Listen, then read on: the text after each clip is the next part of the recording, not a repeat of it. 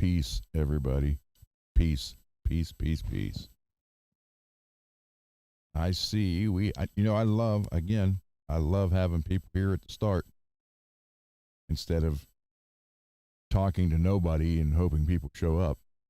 So we got MPN, Billy Ray, Mad Hatter, Mr. Mick,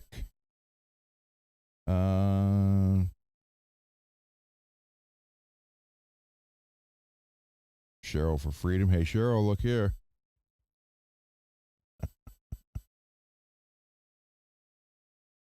So there you go. Thank you guys. Thank you guys for coming in.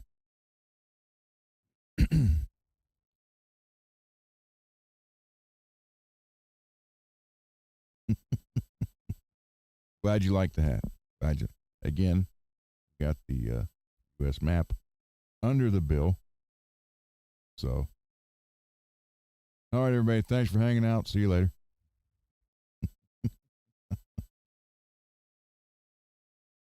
So, how was everybody's Tuesday? Thank you. Yeah, it's kind of neat.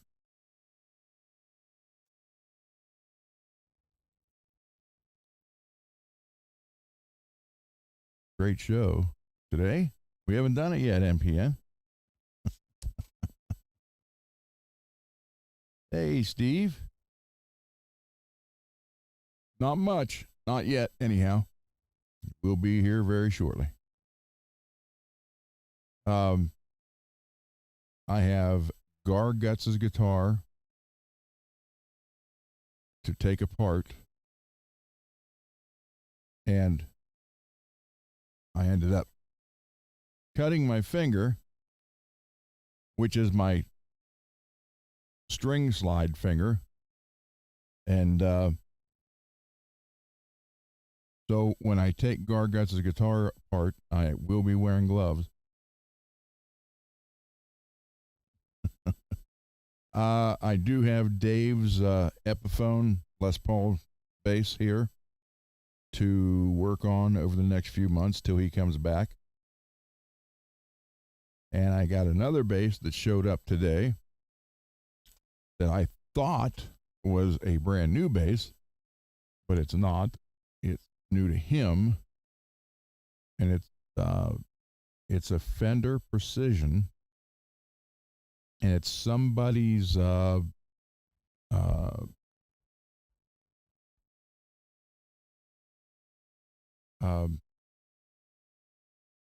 somebody's signature bass. It's like relict, but there's some other issues with it. One, like fret sprout on top and bottom, is unbelievable. And on the bottom of the neck, I still call it the bottom. Top's top, top's bottom. I don't do that backward thing. So on the high E side of the neck, where the neck goes into the body, there's a big section there that's cracked and looks like it was glued on. So I have to go into that and give you a preview. It's on the table. Hold on here. There it is. I need to move the I knocked the camera down. I put it back, so I need to move it over. But I'll show you when we get over there.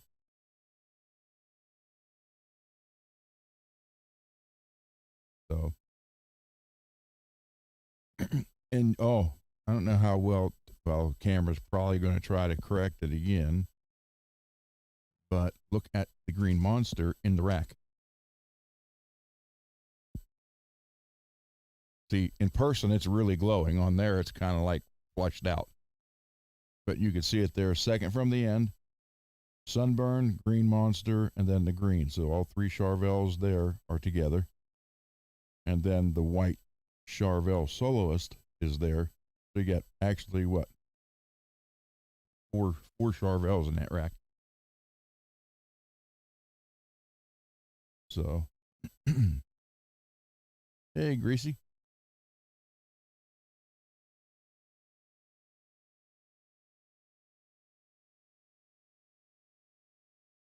Steve, I don't know if I may not have said it when you've been in here, But there are now Fretworks shirts, sweatshirts, hoodies, and hats available. And at a better price than pretty much every other channel out there. So, hey, multi. Hey, hey. So you do it 3 times. Hey, hey, hey.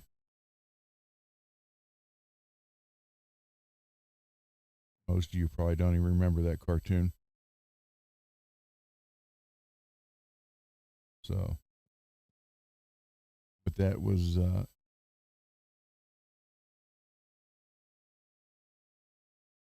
Ron, would you use? Yes. Yep. Hey, Derek. Yes. Well, I don't know if mine's ultra thin. Hold on, let me look. The one I got is what I actually love. I don't know if it's ultra thin, or it says fill and finish pro formula, flexible finish, filler, and ding repair solution, glue boost. And it's got a plus symbol. It does not say thick, thin, or medium. I'll show you what it is. It did come from StuMac, by the way.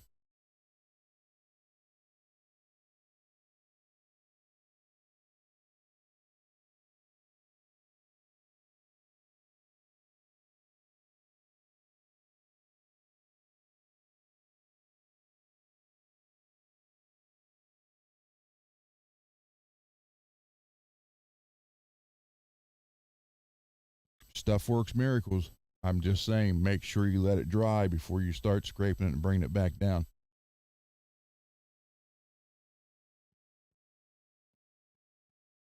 Let me turn the light back on. Whoa.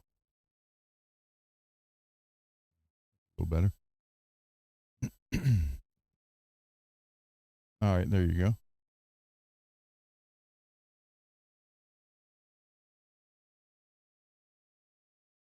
Fat Abbott. Never saw that.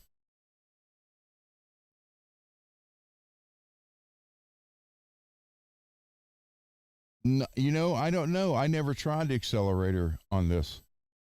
I've just let it dry overnight.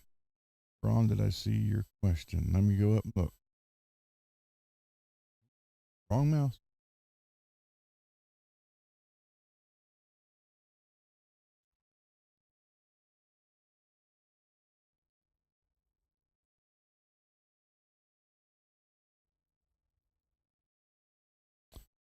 Uh, okay, Steve. To remove paint from a guitar, heat gun, putty knife, or paint scraper, or paint stripper, or something else.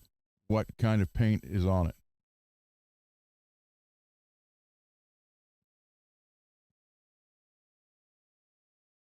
That's the first thing.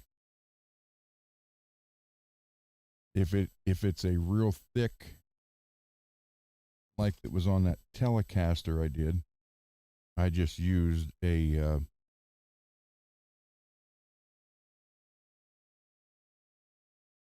used a heat gun and a paint scraper and got it all off there in about 5 minutes.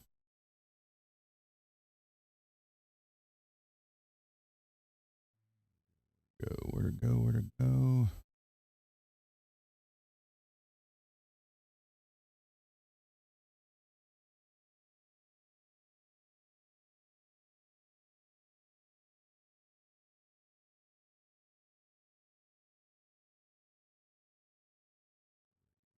All right, hold on.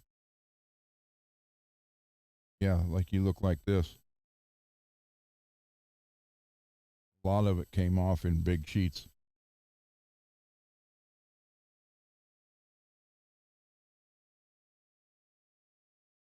And then I ended up with this pile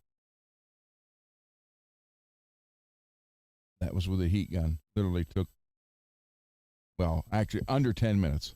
It was all off.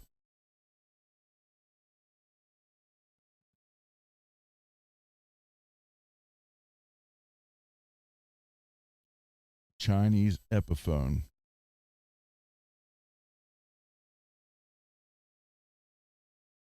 You, well, are you trying to take it all the way back down or to the bare wood, or do you want to just be able to paint over it?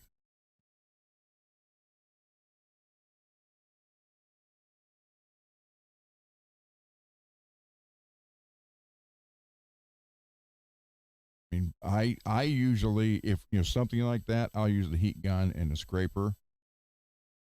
Um, but if I'm just going to paint over something and I don't need to take it down to bare wood,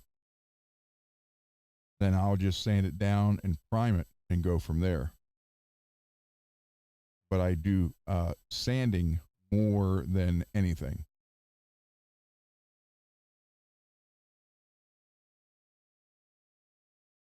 I actually only used paint stripper, and it was the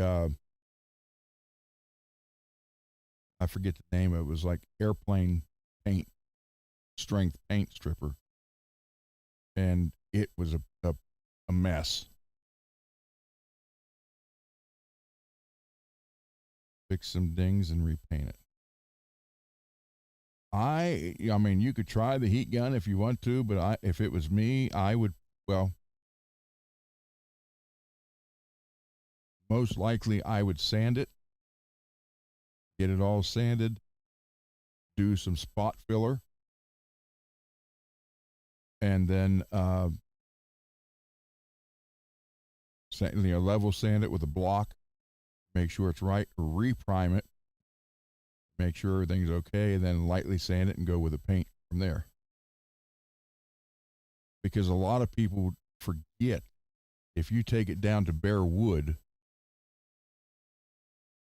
well, especially with paint stripper, and you go down to bare wood and you kind of sand it, you better put a sealer back on it.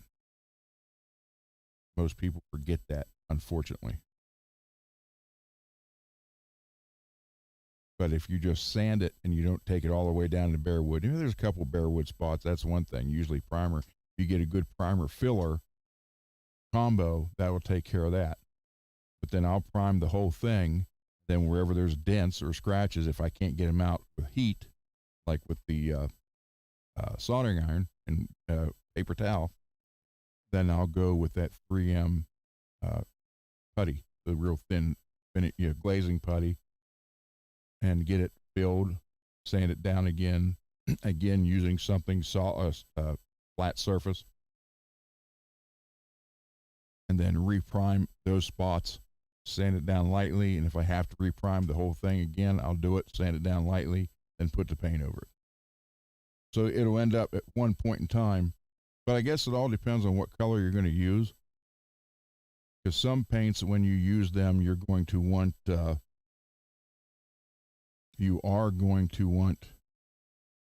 have it all one color. Because if you don't, you might end up with a few different shades. So I've had, this is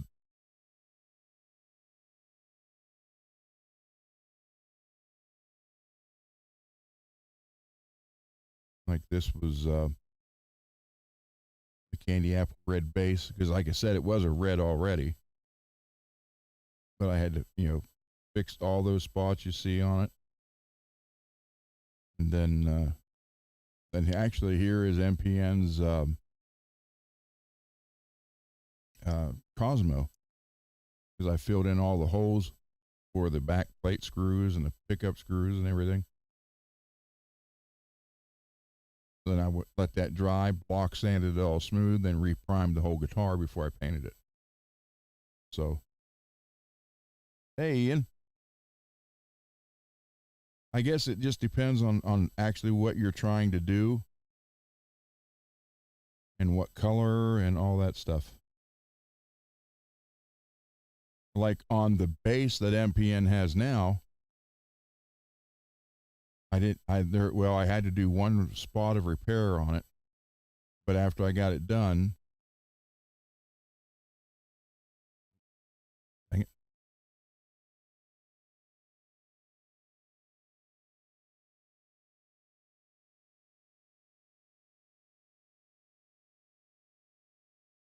Why is this?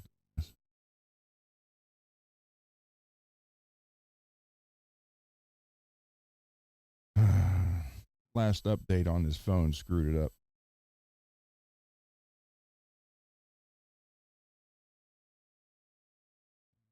Hold on, hold on.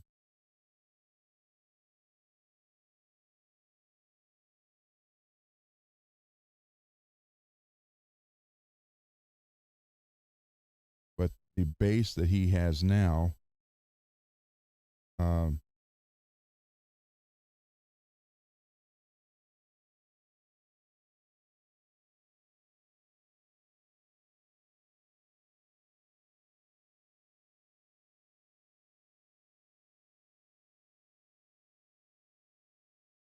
I ended up taking that, fixing the chip that was in it, and then ended up priming the whole base, then sanding it smooth, and then painting it. Front and back.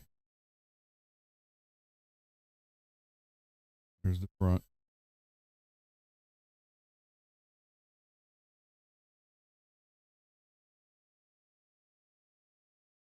Then there's the paint in the can still as I'm stirring it. So, you know, it again depends on what you're using. Um, Here it is in the spray gun. It's funny. It looks like I got creamer in top, but it's actually the spotlight that was above the paint. Again, I use the guns. I don't use cans.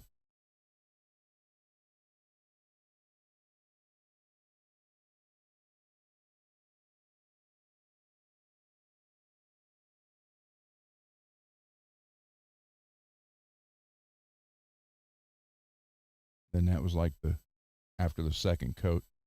That was acrylic lacquer too.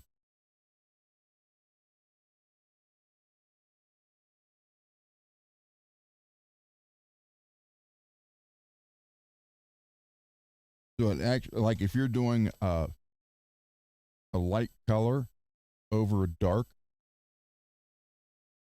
Hey, RJ. Oh, okay. Yeah, if you're doing a light color over dark, you're going to want to prime the whole thing so you don't get the contrasting colors.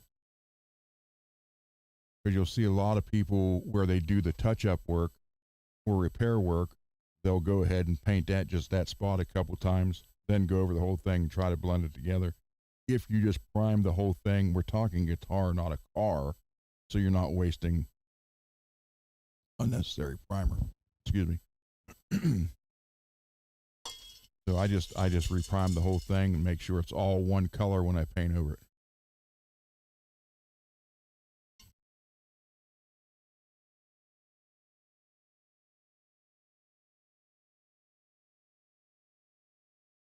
Cool, there you go. I did Ghost Flames and Skulls on my Harley years ago.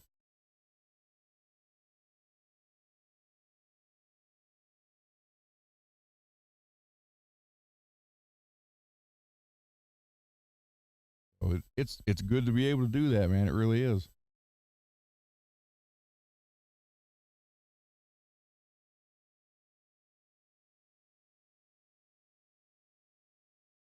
So I'm going to we'll go over to the bench. Any other questions, or did I miss anybody's questions before we do that?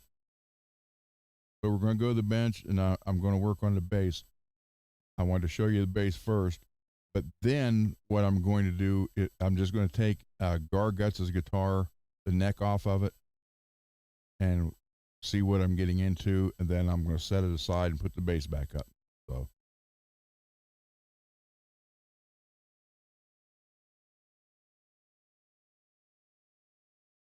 Oh, that's fine, RJ. Whatever it takes, man, I'll do it.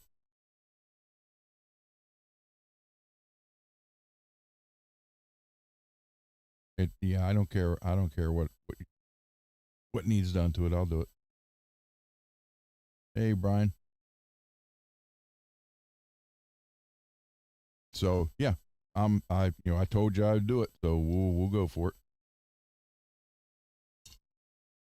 Actually, kind of looking forward to it. Thank you.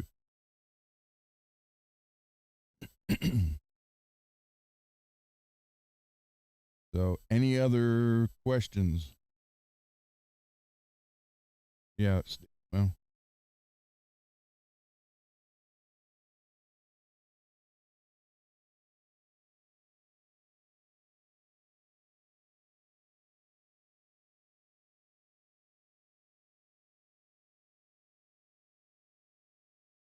you can really see them best on the. God, where are they at now?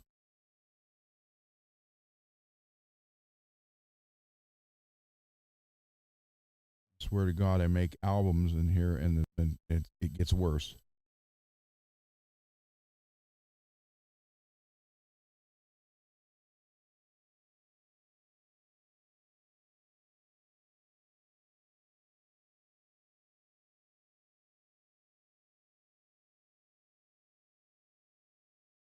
Hmm.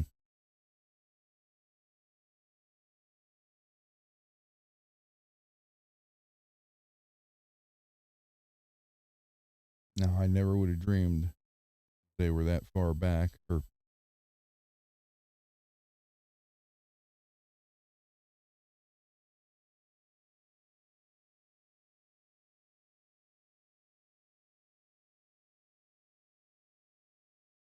now I don't know where they are. I can't find them.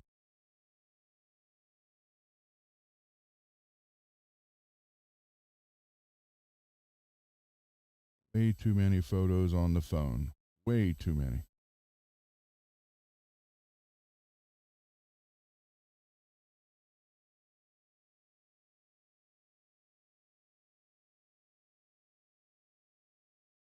Well, I was going to show you the Harley and just the front fender because that's what you see them best on out of these four photos I got on here. But I can't find them.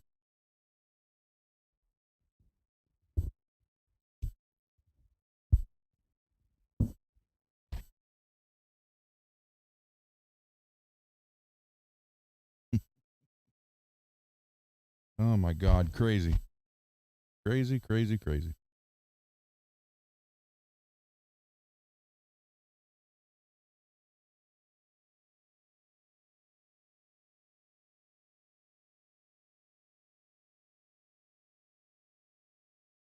See, I thought they were towards the very top of the.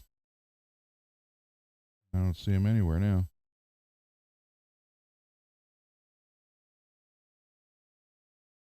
Well, anyhow, they're not because the way it was outside, and then I took one of it at night with the lights on it.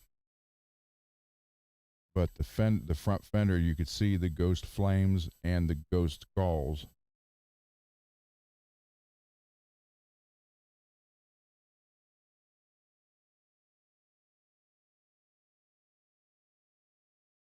Wow. Oh well, I'm not going to waste any more time looking for them. All right, let's see. Okay,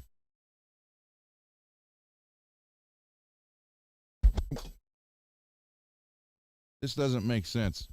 My drum machine here for my pads that I use is a flat balk, and every time I set the phone on it, the phone slides off.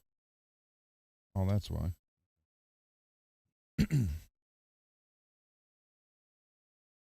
Let me go over here to the show.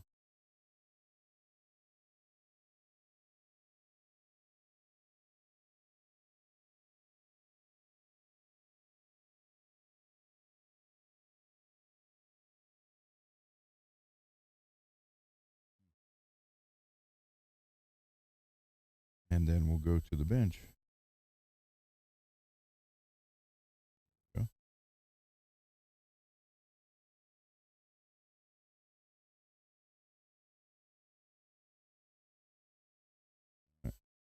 Okay. Any other questions or anything before I go over there?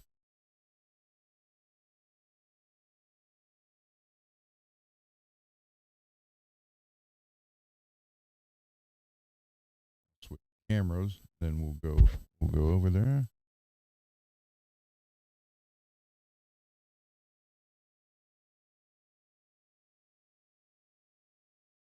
All right. Okay, I don't need the headphones to go over there. That frees me up a little bit. All right, on my way over there, guys.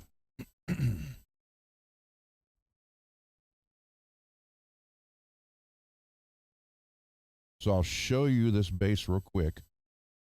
Then I'm going to take the neck off Garguts' guitar and see what we got going there. And then we'll come back to this. But I want to show you one of the problems,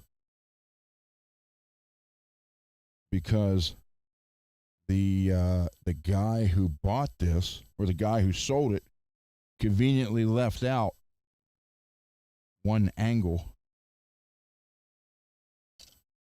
of the guitar, and then the guy who bought it is the bass player for Bolt Action, and he's a guitar player for Stone Campus.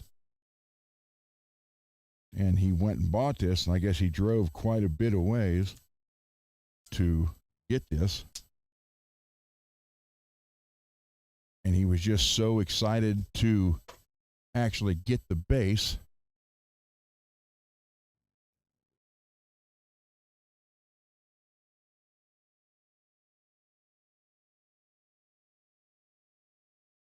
He didn't examine it very well.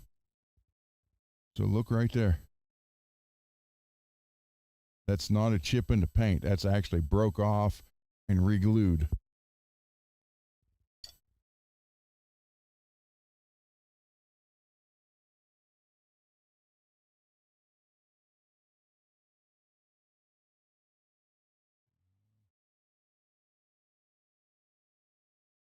I got to fix that.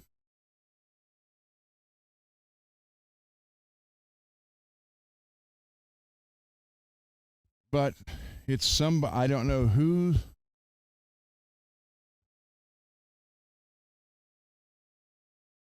And obviously, it needs a good cleaning. Made in Mexico, 2004. It's got a star back here. But I guess this stuff was on it, but these like new fresh dents there, where whoever had it put it on, like these were in it. I don't think these were, because all the stuff that was reliced on it from Mexico is, it's kind of like they cleared over it, and these ones are actually chunks taken out of the paint over here and down here. But he likes the relic look on the stuff, and they got the pickups. I don't know if you could see that, but instead of flat across, they got them going like this. They're almost crisscrossed like this. Stay in there. Oh, okay. All right. So, and I don't know, this doesn't make sense to me. When you have a pick guard, you get scratches down here. If you're playing with your fingers, okay, this thing is scratched clear up here like this. Like he was strumming it with a hard pick, clear from up top. Like, don't make sense. Wow, that thing's got all kind of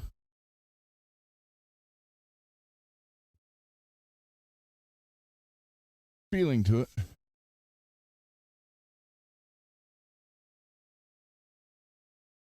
I don't know, Greasy, who it is. I know it's a signature model from somebody, but I don't know who. Now we go to this thing.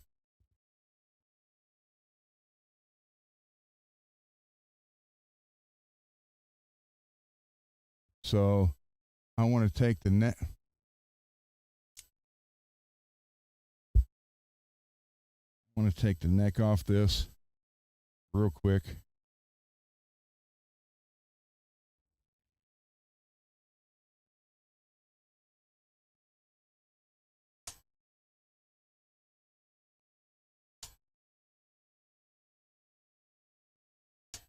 Let's see, who is it? Hey, Zach.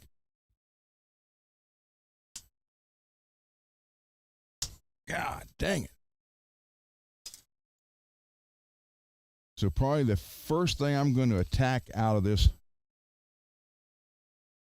is the frets and neck and that, but I want to, where's that? Oh, it's over here.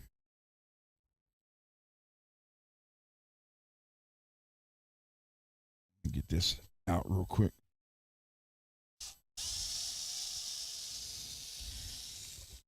And we're going to use the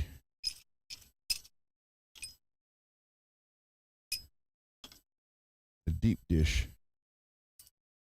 for these, because a lot of these parts are going to be soaking in vinegar and sonic cleaned. This entire tremolo, pretty much every piece of metal is going to go in a sonic cleaner with distilled water and white vinegar and whatever else I can throw in there.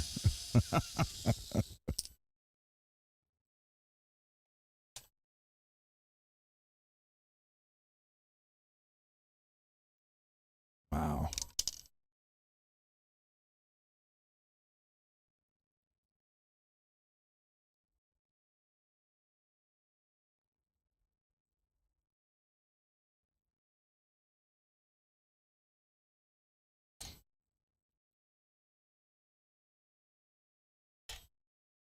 No, I'm wearing thick gloves though.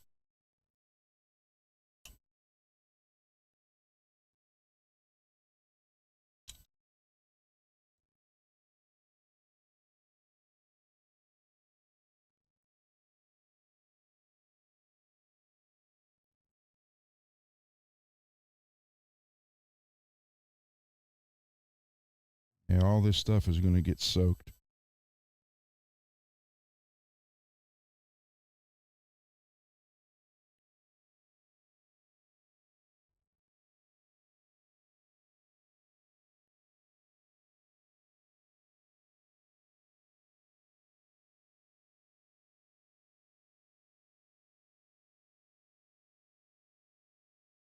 Ah, I can't even get that out.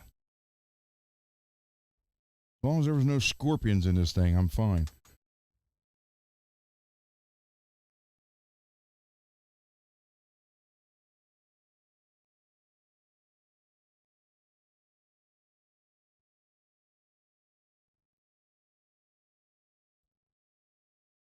You hear that?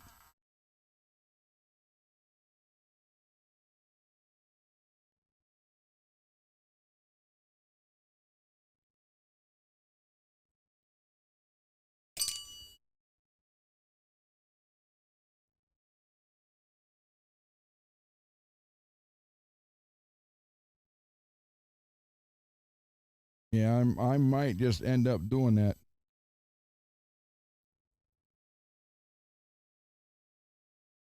My God, these screws. Yeah.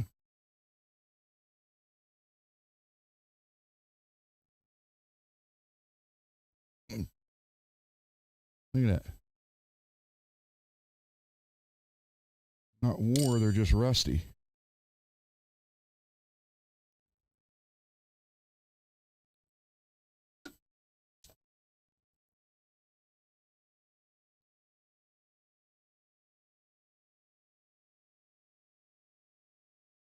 Mm.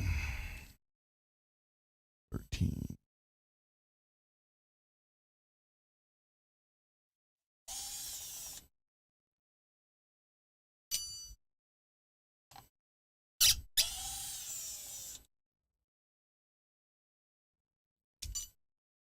Garguts.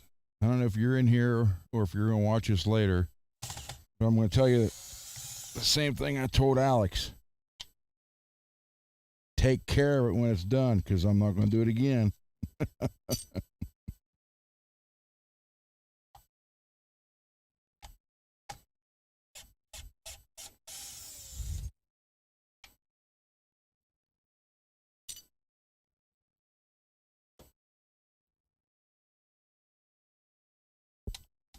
God.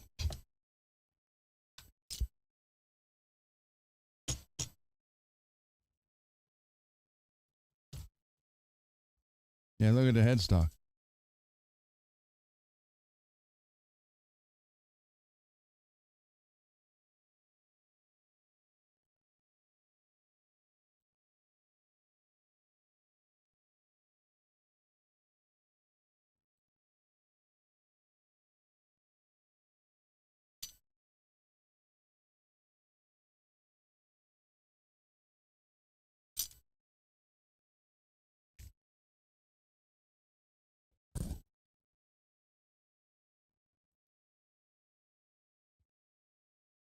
Is my snap-on cutters. There we go.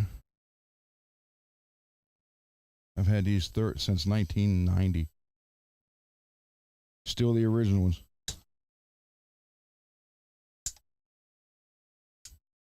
Now, the bad part about Alex's Kelly, when I got it, the strings on it looked like this, and he was still playing it.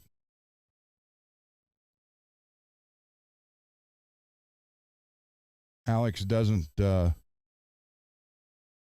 I don't know if he does now. I know Octo was going to show him how to, like change string and stuff on a Floyd. Alex didn't know how. And he was, like a lot of people, he was afraid to mess with it. So he had the guitar 4 years. 4 years, strings still on it. And this is what they look like.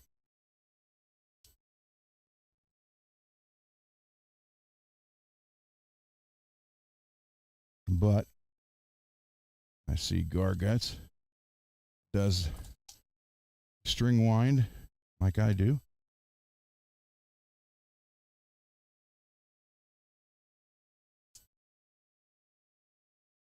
Just let me get these strings off here, and I'll put the bass back up here.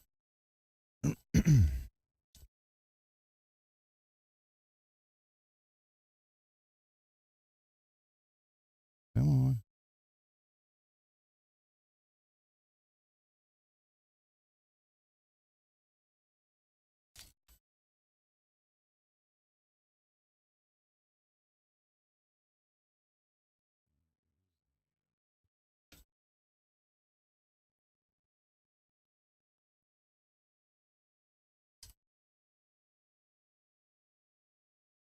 Okay, let's make a new rule here.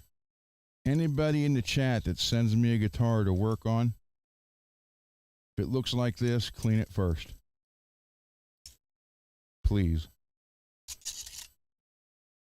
Because this is now 2 I've done in like this in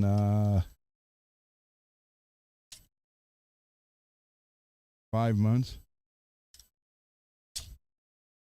And what gets me is, it's like, and, I know I'm wrong, but it's still, you can't help but think you get a guitar like this, you rebuild it,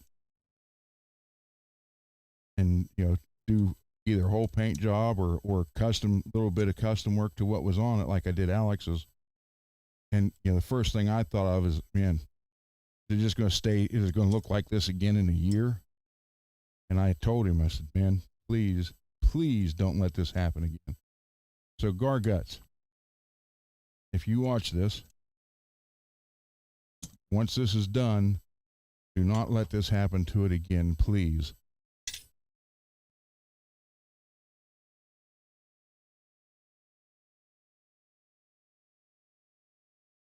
So from now on, new rule, as of tonight, show what, 62, 65, 65, I think. New rule. You're sending the guitar to me. I spilled something on it.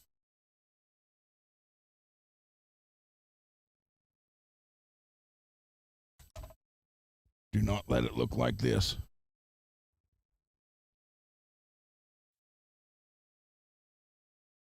Let me spray this stuff off a little bit.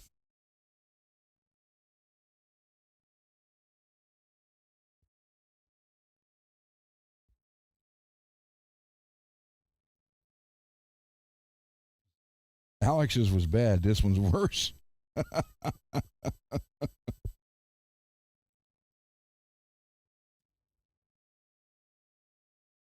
You know, I don't.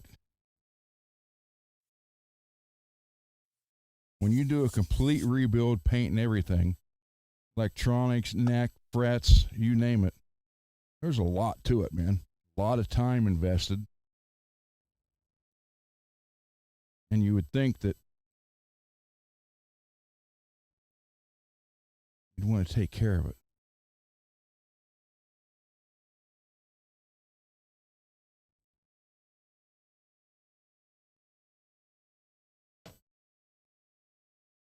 At least that looks a little better. I'm not worried about it bouncing off this because, like I said, I'm repainting this one anyhow. I just want to get the crud. So it's not spotless, obviously, but it's cleaner. I've had 3 people come here now since it's been here, and they're like, "What the hell is that?" I said, "It's an Ibanez, man, 7-string."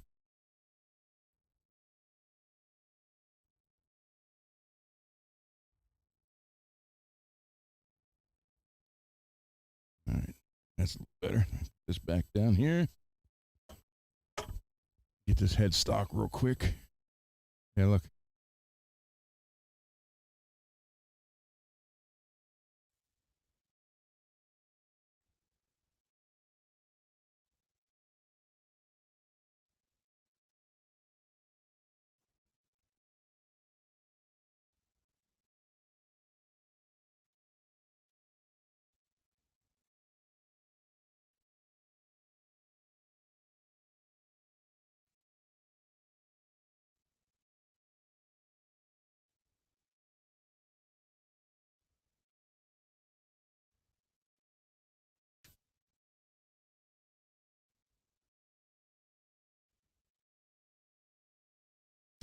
All right. At least it don't look bad, too bad sitting there now.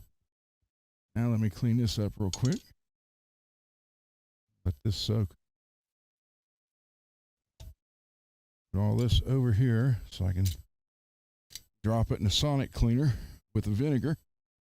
It'll be hot vinegar because I do it at about 180 degrees when I do it. Now let it sit in there and sonic clean for about 30 minutes. Then I'm just going to throw that rag away. Brush this on the floor real quick.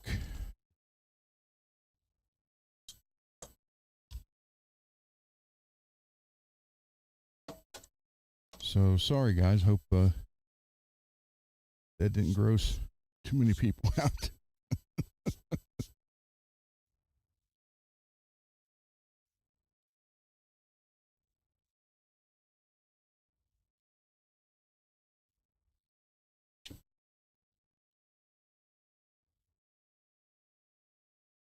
All right. Garguts and Alex are a trip. So.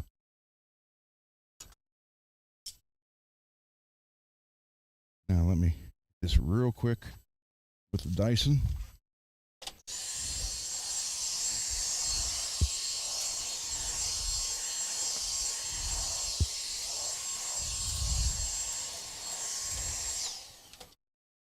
It's okay, it's okay. You're fine. Let me switch gloves. Watch out, baby. Watch out. Watch out.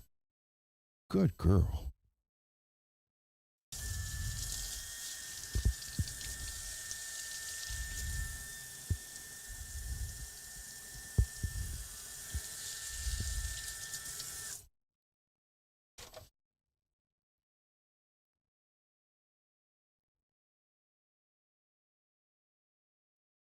Okay.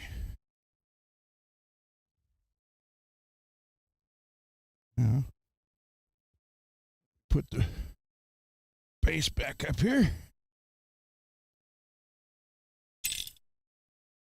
And I got to do the same thing as did. Take the neck off, but let me get another pair of gloves. How thick are these things? My God, these are 9 mil. Holy crap. Thicker than hefty trash bags. Oh, here's a public service announcement. If you wash your hands before you put rubber gloves on, make sure your hands are completely dry, or you end up fighting the rubber gloves.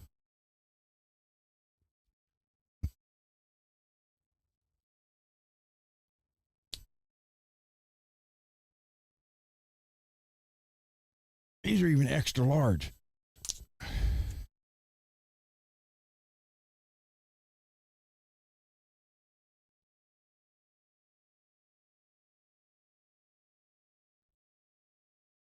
All right, so 2004 precision base. Got new strings and everything for it, but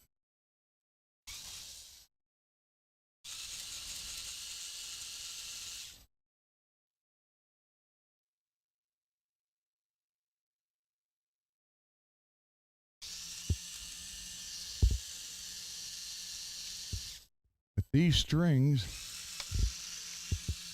don't look to be that old. So I am actually going to save these. I'll boil them. That will clean them out really good. I mean, they don't look, they really look, I don't think they're that old. I'll boil them and roll them back up. Then I'll have a set of bass strings here if I need them. Or Lord knows who.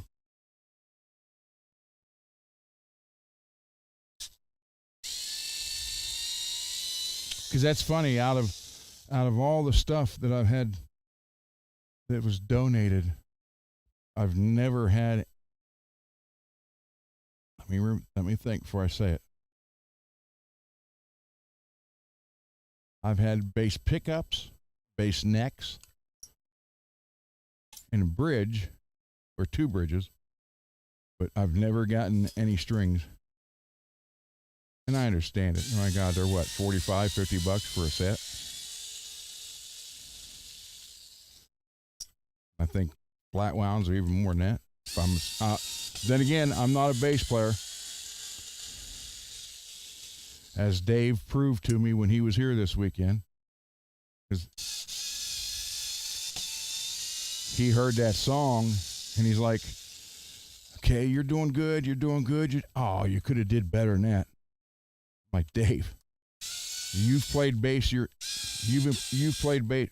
Hello. Said you've played bass your entire life. I just do it to when I don't have someone here to play bass. And I told him how I talked to him today. He's like, dude, I already can't wait to come back up. And he keeps talking about you guys in the chat. He's like, he had a great time on the show. He's like, I was completely surprised that I stayed the whole time. And he's like, I just did not know what to expect. He said, but man, it seems like such a cool group of people there. I said, they are. That's why I do 6 out of 7 nights.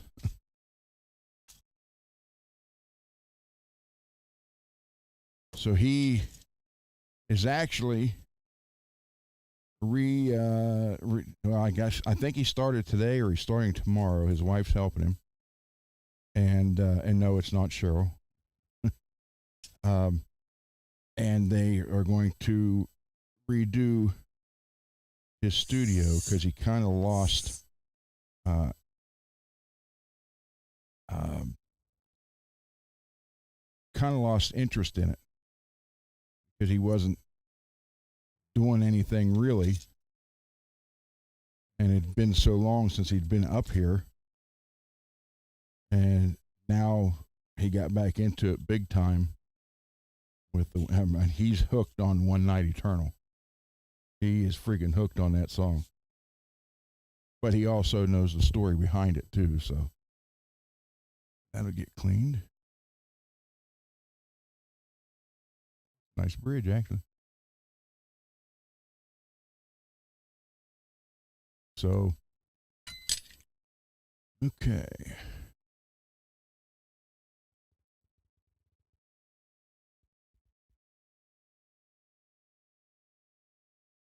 And we're basically going to just take this all apart. Oh, wait, I got to move this over so I can see what you guys are saying. Sorry. If I missed any questions, I apologize. Yeah, yeah. Well, now he did say that. He said that yesterday before he left. He's like, man, he said, if I'd known it was going to be like that, I should have just did Friday and Saturday. I said, well, next time you come up, guess what? He's like, definitely. This doesn't want to come off.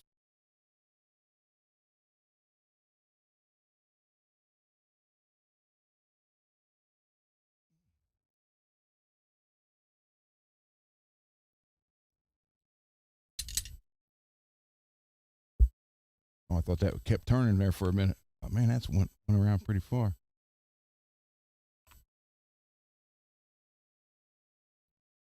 So yeah, he was surprised because he had no idea what to expect, none whatsoever. He's never done anything like that before, and he had no idea. He didn't know if you guys was gonna like him or not like him or whatever.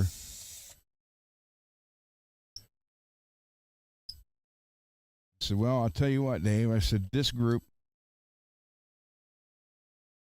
is very respectful.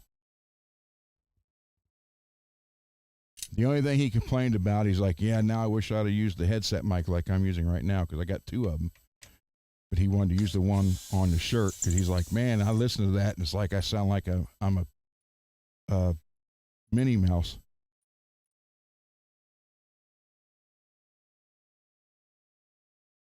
So he's already prepping for the next one.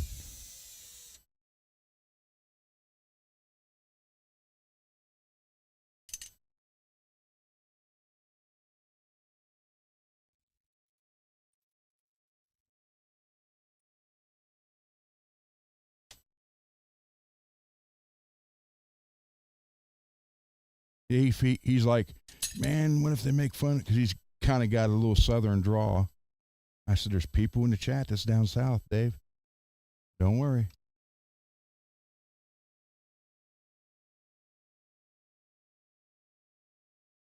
AW or RW? Fretboards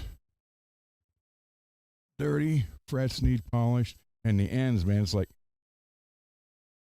I bet I can't even drop this down it. Listen.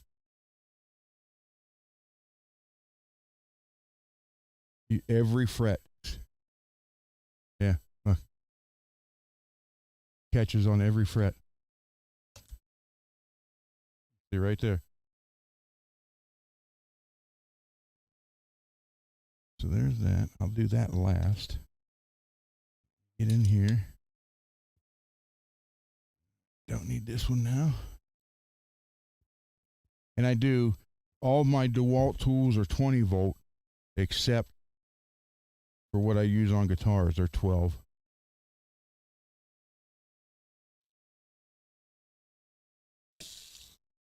Not fitting there. Nope. Go to this one. I'll tell you what, This hammerhead stuff is great because this is, I don't even know how old this is. They don't make this one anymore. They replaced it with this one. And these are what, Peggy? 2 years old now? Or around two. I've only charged this the initial time and one other time.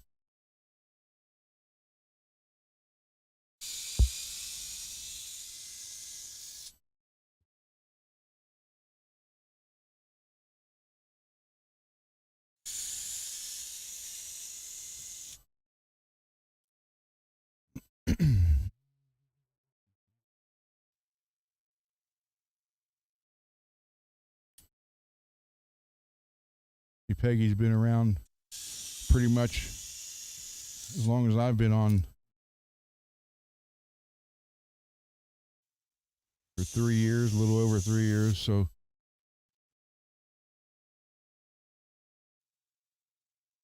I have to refer to her all the time for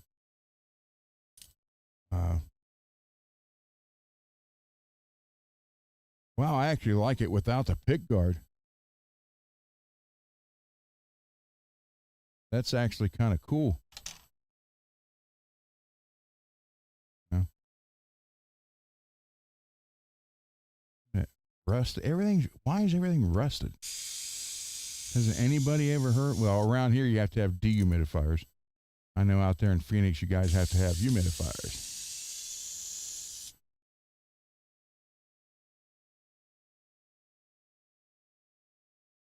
Oh, that got crushed.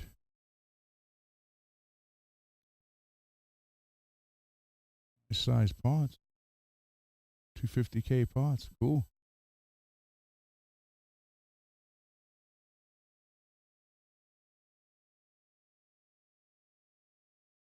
Very cool.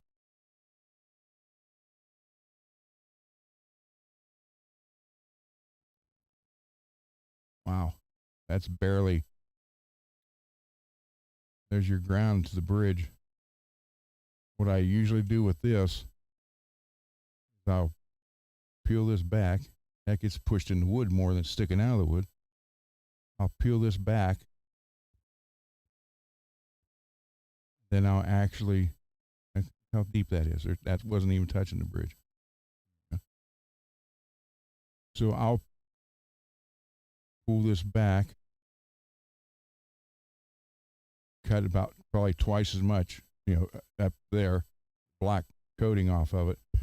Then I'll actually wrap it in copper foil tape and stick it back there, but you got a bigger area, better contact. Yeah, so that is busted all the way through. Somebody broke it and glued it on. It's actually glued on pretty good. See it.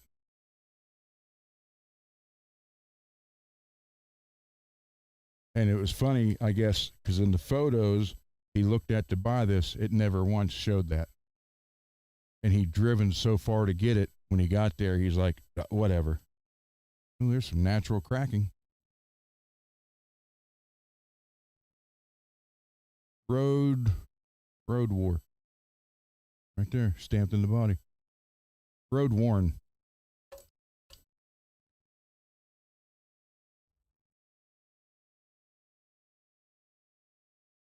So,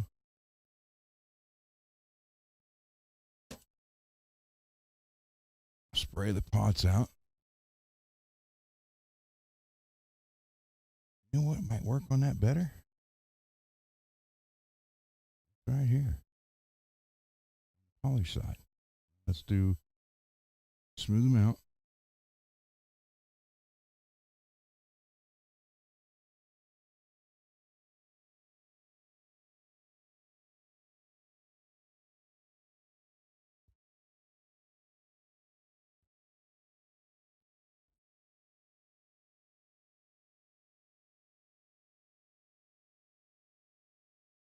Wow, look at the difference already, just from that little bit. Then I'll hit the polish side.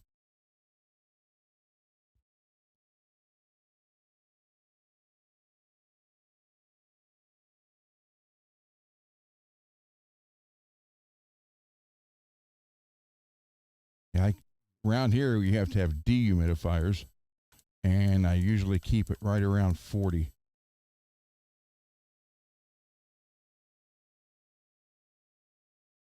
It looks a lot better than that one. Look, already. Took what, 30 seconds?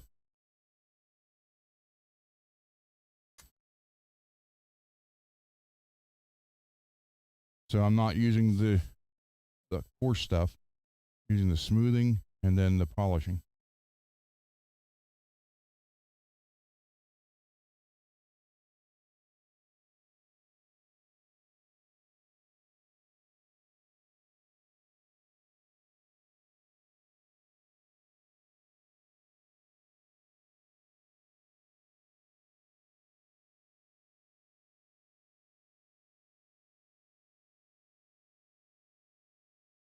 Freaking awesome, man.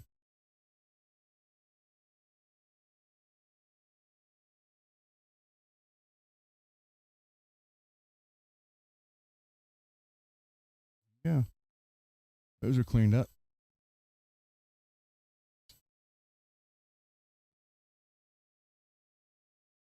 So, MPN, what's the odds these screws strip out?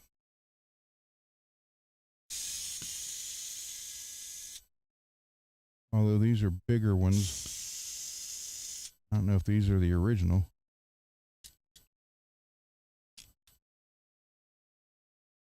Bigger. So here's how I do these.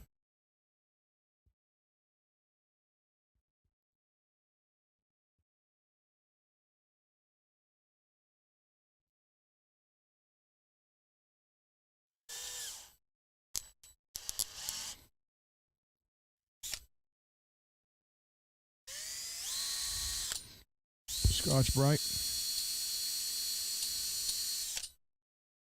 Yeah, would you? And I'm betting really do wonders on this.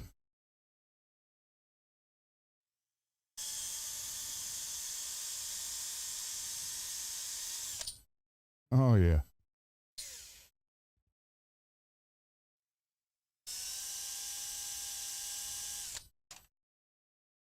Much nicer. Look at the difference.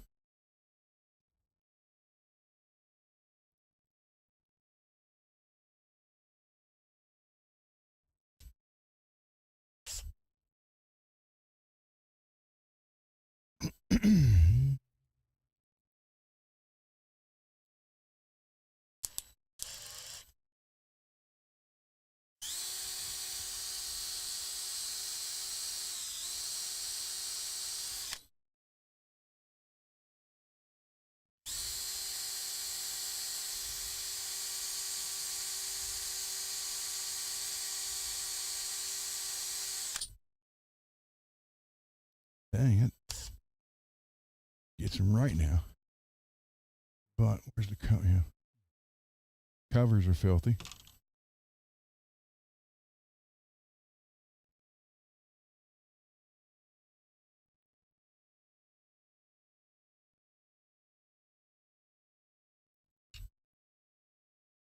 So, hold on.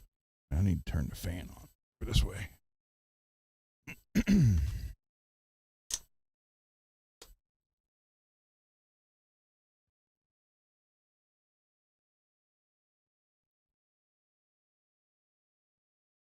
Some air circulating over here. So let me, where'd that go? Before I do anything else, where did that go? Oh, by the way, I have these made, and this is a different kind of filament I had, and it's kind of neat because even though they're all the same, they all came out different.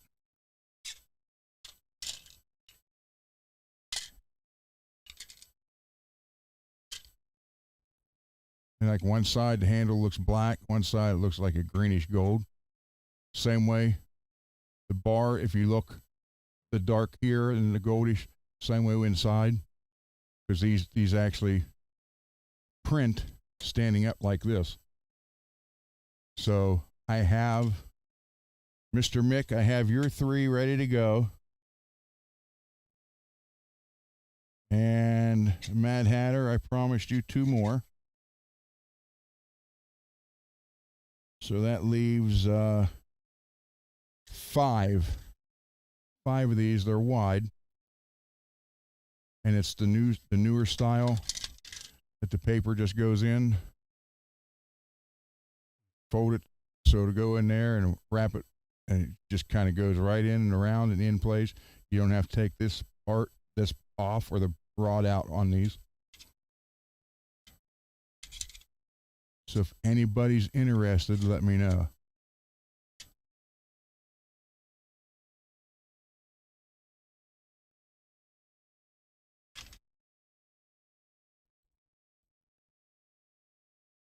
All right.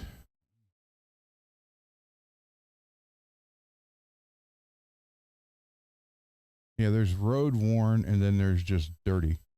So there is a difference.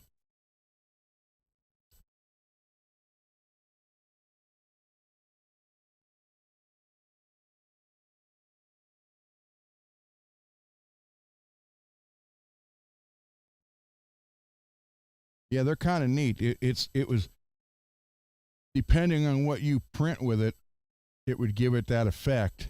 But where these are basically just, then you got, here's the other ones. So you got mostly the black with a little bit there, then you turn it over, and that's mostly the gold with the black there.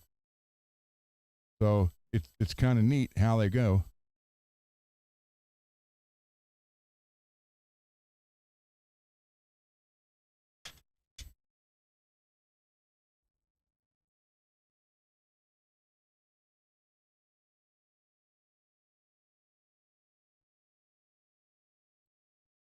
Let me try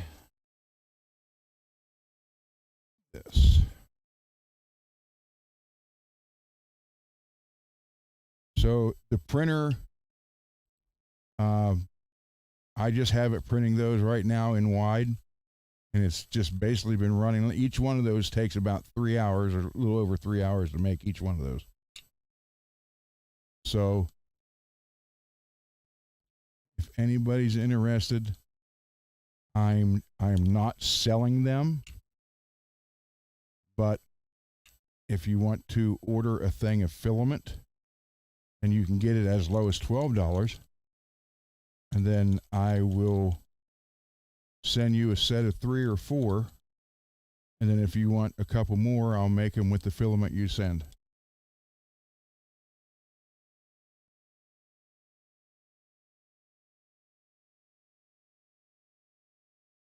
So something to think about. You guys, what's this say? Dirt. W dirt R W.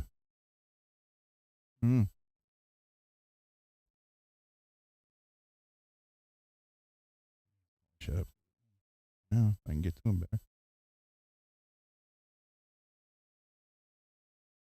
So they're fret polishers, and what makes them great is you no longer need to use the whole fretboard protector or the little fretboard ones that go just over the frets.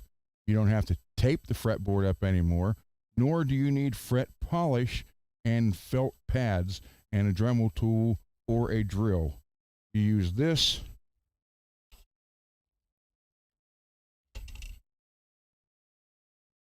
like that, and you use it till you just turn it a little bit, and you'll get the next one. You do it again. Yeah, it's crazy. And I go, I start, depending on how bad the frets are, I start anywhere from 400, and I go clear to 10,000. And it gets them looking like freaking mirrors. And you don't get dirty. You don't have the splatter from the stuff all over you. Like here's one with 7,000 grit paper. So it's literally, well, I'll show you. I've never done these. So I'll come down here, and Obviously, these should be started initially with probably 1,000, but I'll show you real quick just what 7,000 will do to this. So you see what they look like.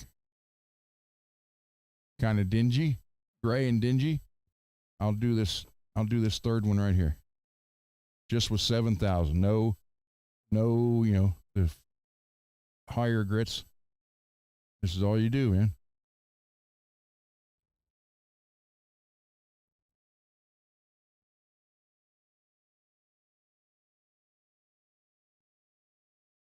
Yeah, this probably should have been started with at least 1,500. But I'm just doing this right here, and this is all it takes. That's what, 20 seconds? Look.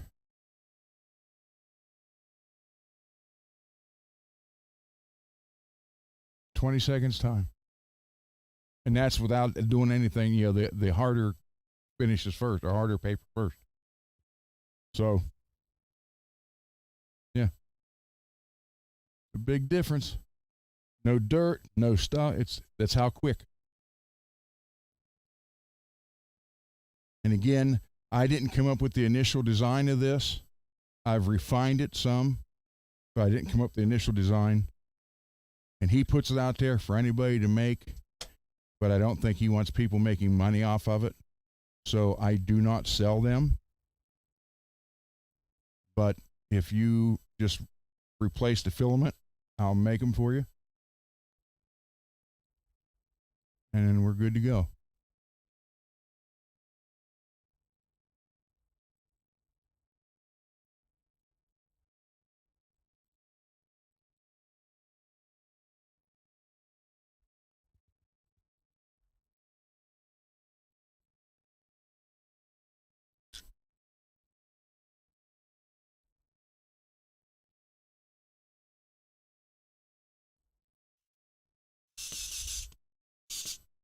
Mr. Mick did that. He bought filament and had it sent here to the house. And then I went ahead and made what he wanted with it.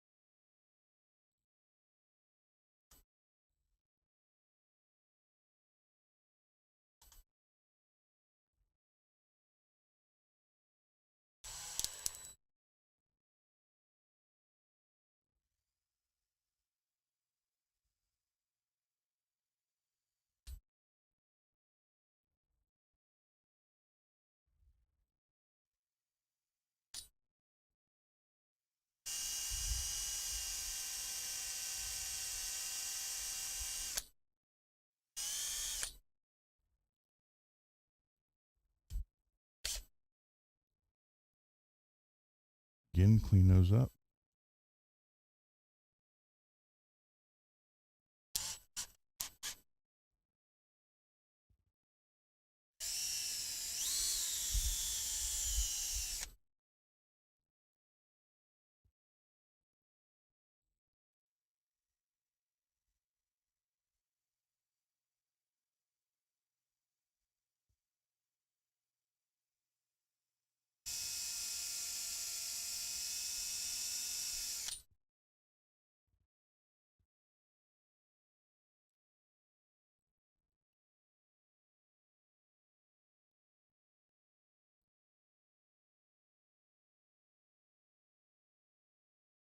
So yeah, it's I have no problem making them for people. You just supply the filament, and depending on what color, they could be any color you want them to be.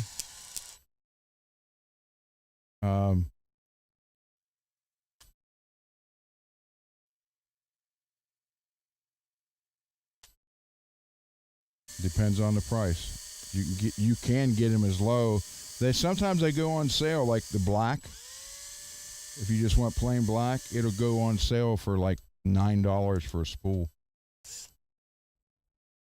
it's not like you're going to have a lot of money invested in it. And you get, and that's the best part. You know, I buy a pack of 50 sandpapers, the assorted thing, for like $13, and lasts for a long time. What do I do with the? There it is. You know, and I'm not making any money. I'm just getting, you know, the filament to make them. You guys supply the filament. I supply the power and the printer. And then, you know, probably $10 to ship. That's it.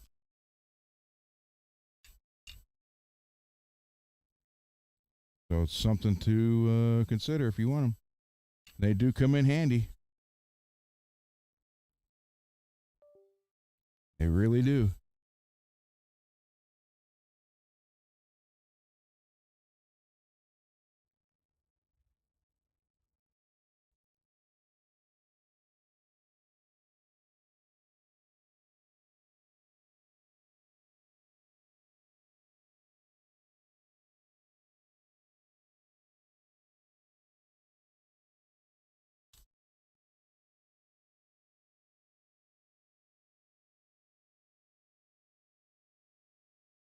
With the polish.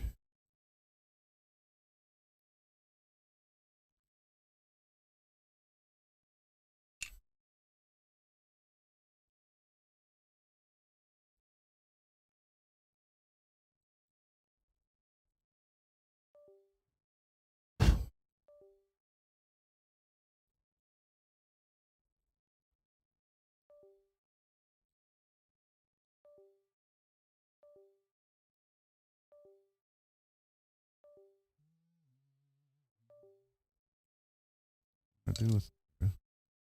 Man, I keep covering stuff up. I don't like a messy bench.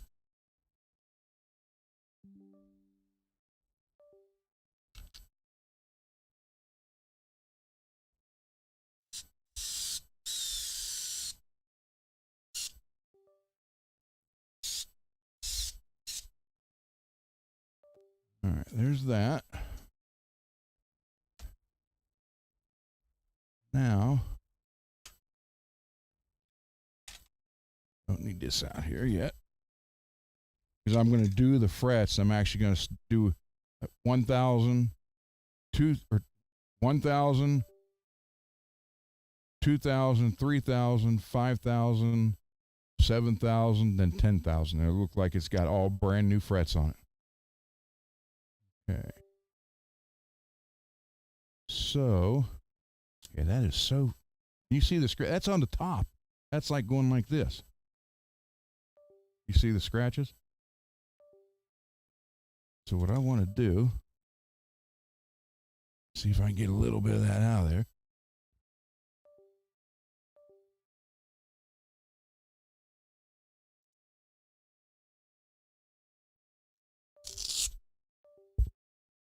Get out of the way. Up there. These two things go out of the way.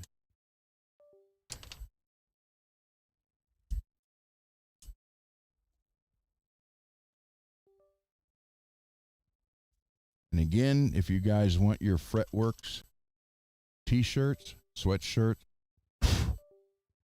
or hoodie, or hat, the link is in the description of this video and on the homepage. And that goes to Mrs. Mick, and she makes them and ships them out. So it's kind of a good deal. I don't get them. I think somebody, I hope they were joking, want to know if they get a signed hat or something, and I don't get them. I don't see the ones, they don't come here that way. It's not like she makes them, then sends them to me. You guys order it, she makes it and ships it to you. and they do a wonderful job. Derek got his, loved it. MPN, you got yours, didn't you? Or did you? I don't know. I forget when you ordered it.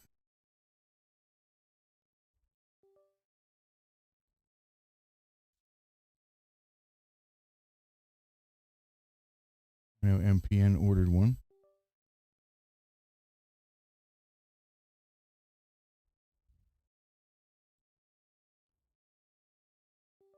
Now,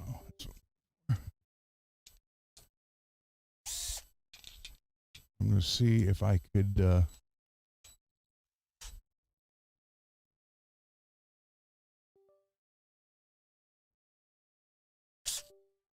get this a little better. Get this looking a little better, anyhow. I mean, I know it's road worn, so I'm not going to make it look new, but I am going to clean the body up a little bit. Still going to have all the worn paint and all that, but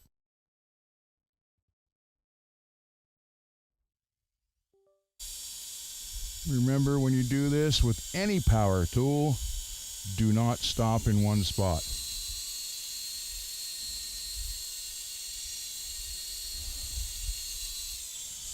Continuously move.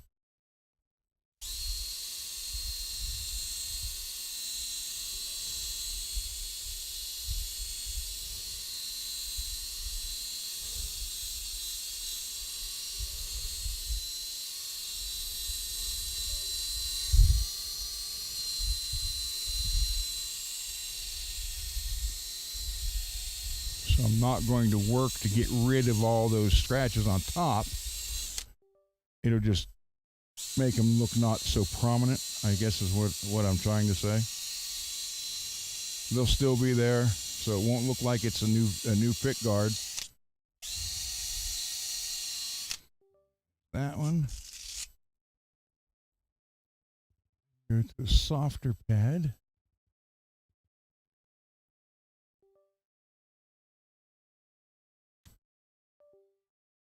They're still there, but you actually got to look for them now.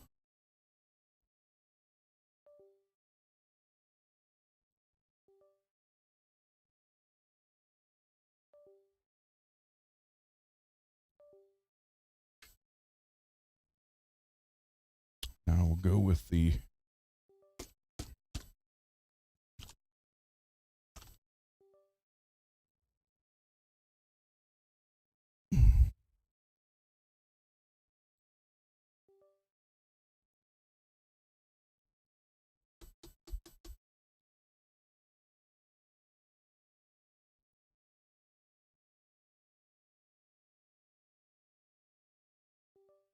this is actual swirl remover, and then I'll go with the wax last.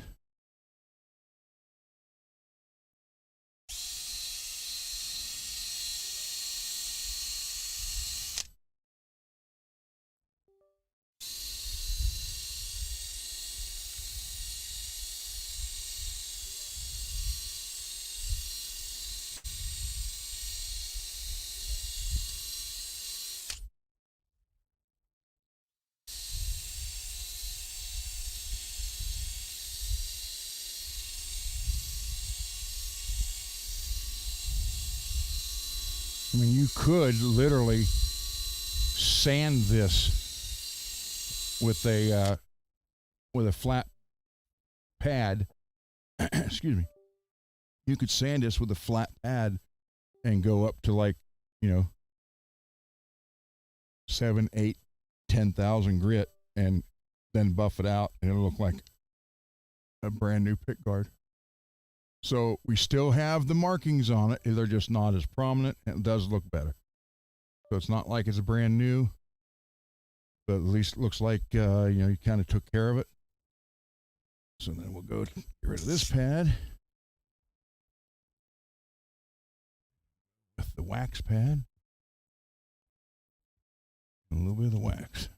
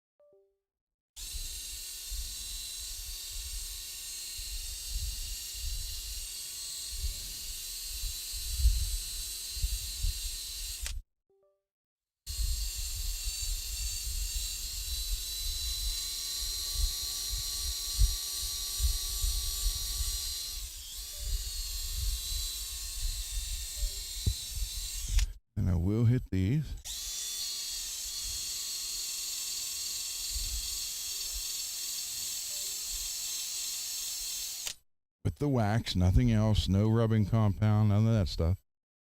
Just the wax. Clean them up just a little bit more.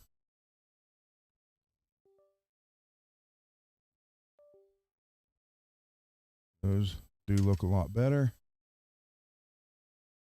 Wipe this off.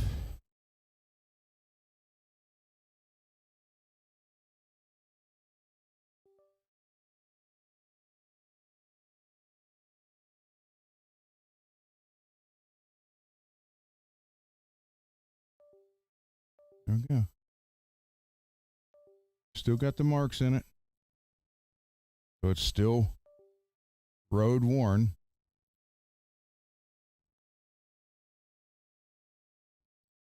But it looks like, at least it looks like you took care of the base with what wax is left on here.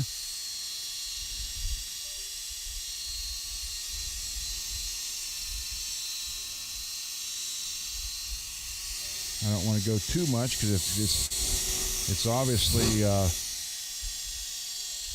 nitro, because it is getting all your cracks in it. So just get some of the dirt off and get a little bit of a shine on it. Now this one.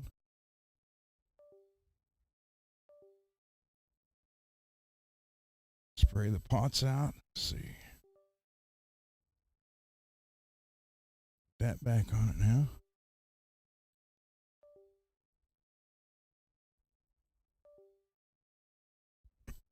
Oh, sorry. I mean to hit the mic.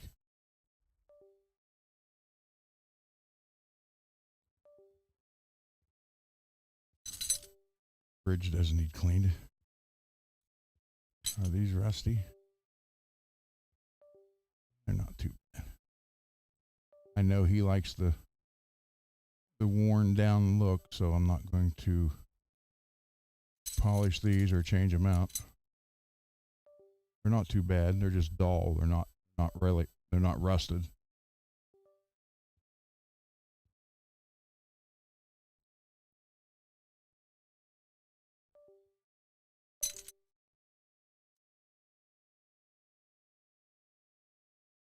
Well, that's weird that piece is cracked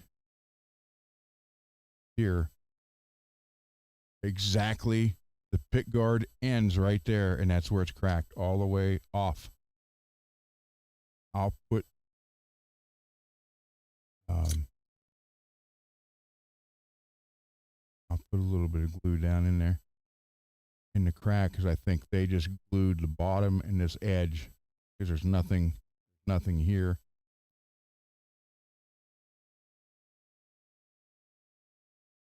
But I think it was kind of a dirty trick to do it and not show pictures of it. Not being straight up with whoever would have bought it, let alone,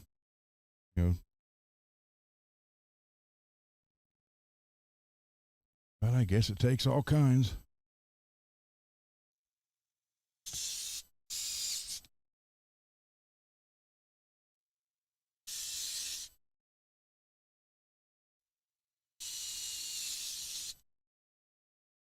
That's how I know this is tight enough. You just hold it like that. When it spins, it doesn't strip the head out, and it's tight.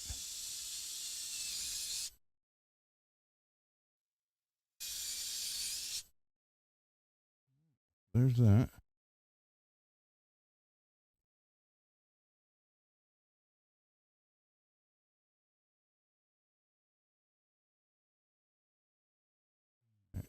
Oh. Yeah, it's got all the natural cracking in it. Now, you guys who want to achieve that with the nitrocellulose lacquer, you paint it. I mean, some guys don't want the relic, this stuff, but they want the cracks in the paint. So, what people do is paint it, set it out in the sun, let the paint dry, and then stick it in the freezer and let it freeze. Take it back out, set it in the sun, take it back, put it in the freezer, and it'll start to cracking that way.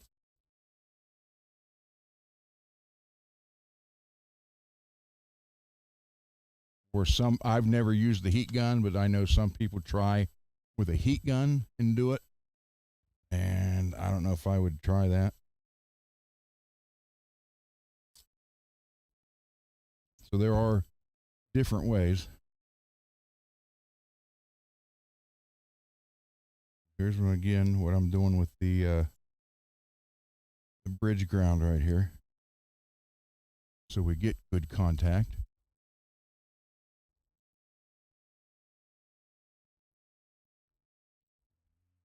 Gotta take more off. See, there I am talking and not thinking.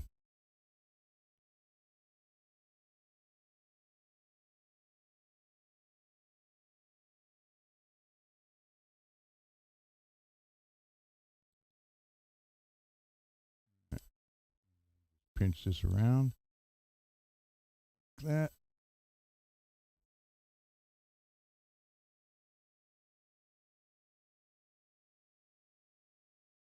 Lay it pretty much back in its spot it was in.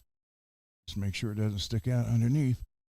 So now you got all that more area for the ground to for contact for the ground. I want to clean this up.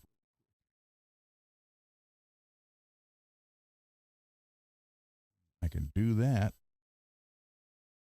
Might be able to just get away with it with this.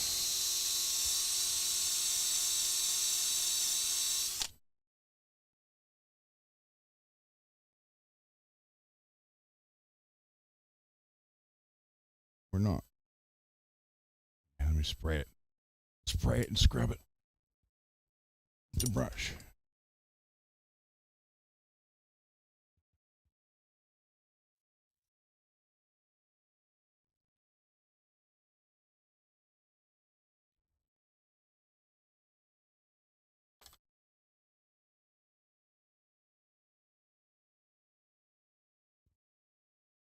Plastic bristle brush. Right there. So I can see everything.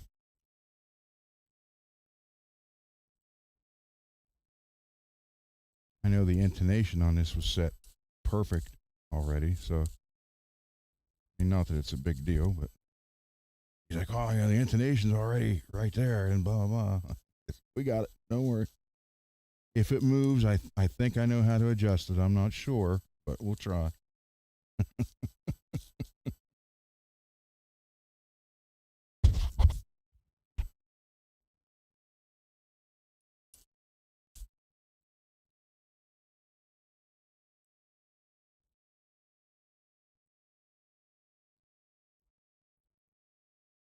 I really don't want to come off.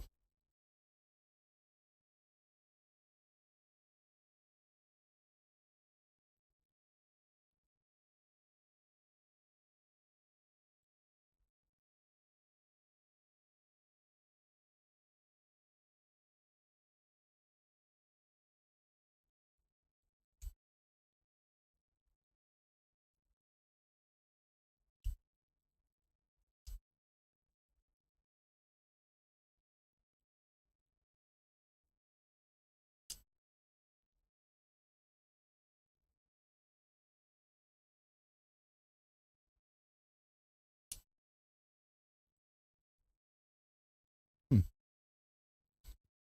Me.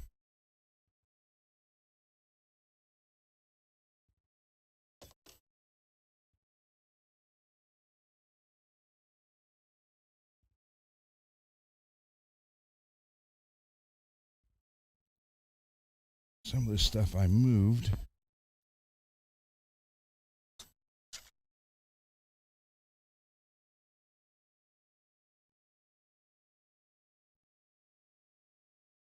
Here it is.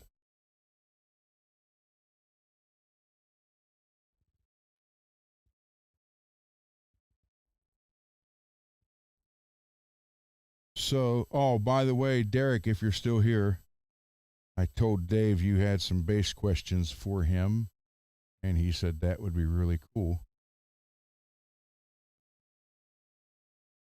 So there you go. He's like, what would he ask? I said, I have no idea what he's going to ask.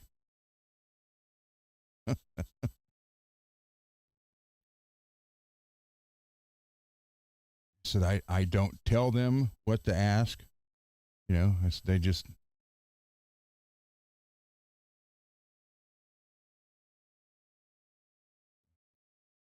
Some of the dirt's coming off.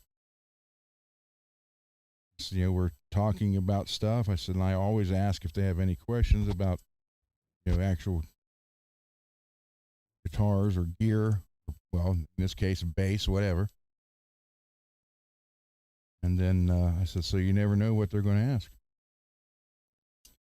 He's like, what if I don't know? I said, that's fine. We'll find out. I said, that's what I tell him. I am far from knowing how to fix everything or what everything's about.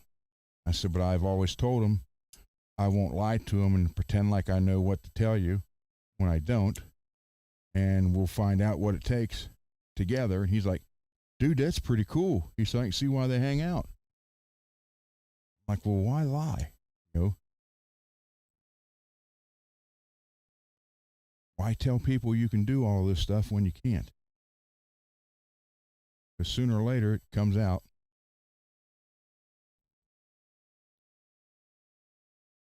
So I'm thinking this may be road worn this way because this stuff should be coming off really easy, and I'm just getting like the dirt layer off. So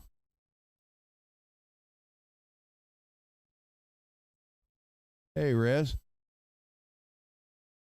So the marking is still in the paint or in the chrome, like that might be all part of the deal here.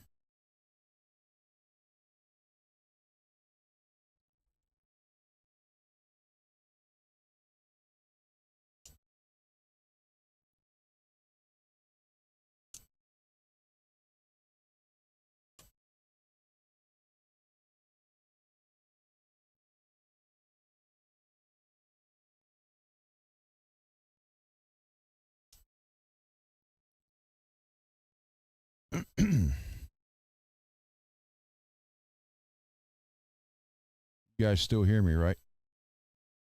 Hoping the headset didn't booger out.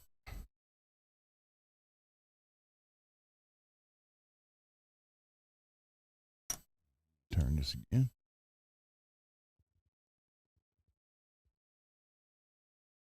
Put that under and make sure it doesn't stick out from under it.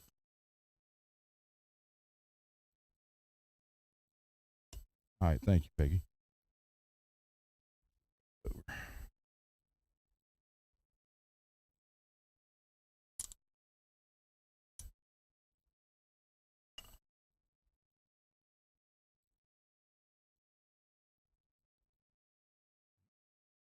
Mm-hmm.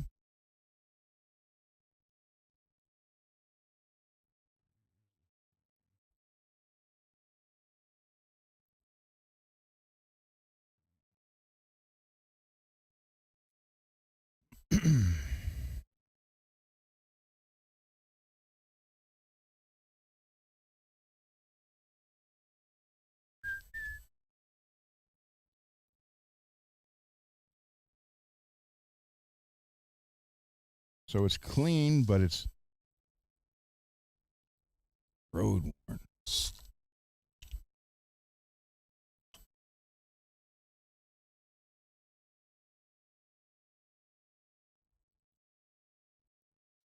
What am I doing? Wrong one.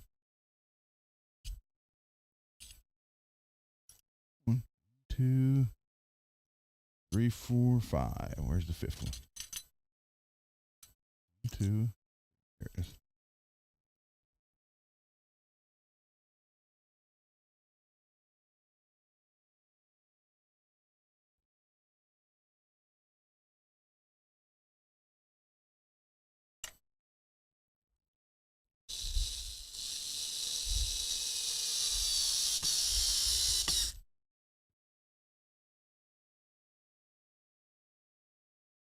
Be good, Matt.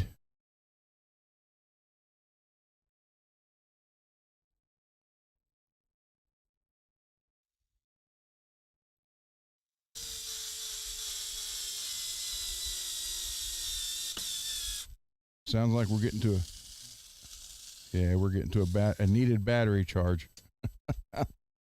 So let's go back to this. And it's set on 13. That'll work. It's fit in there. Yep.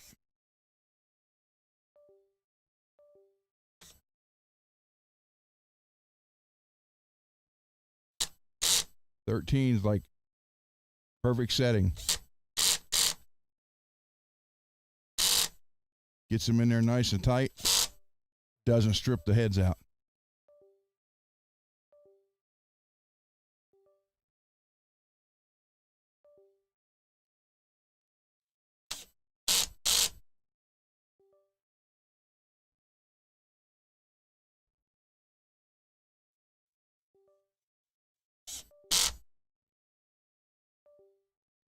So this will be the third charge for this in a little over 2 years. Can't complain. Can't complain at all.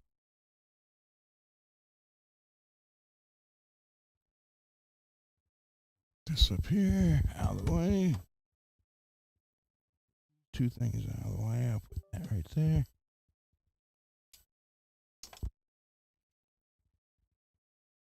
That out of the way. Don't need the buffing thing right now. Oh, huh. Don't eat that, Ava. Out of the way. Need that right now. That, but I do need this. It's an 04, so who knows if this has ever been done.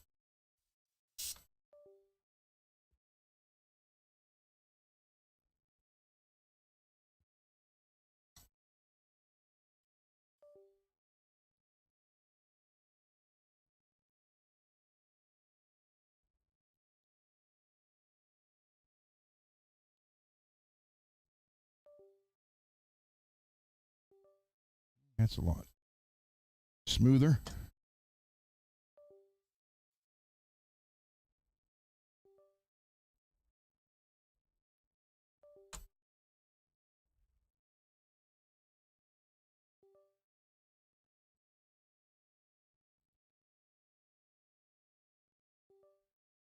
Make sure I don't crush that screw or wire like it was. That.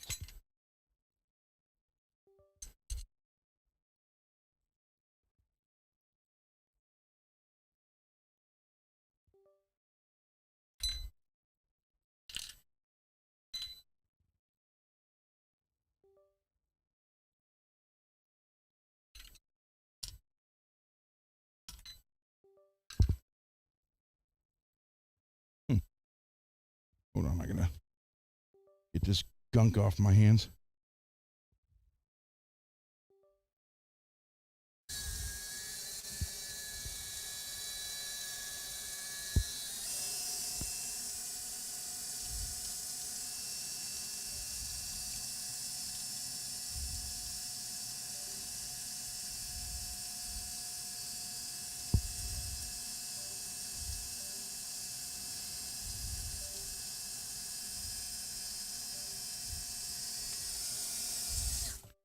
Actually get him off the gloves. I didn't want to change the gloves again.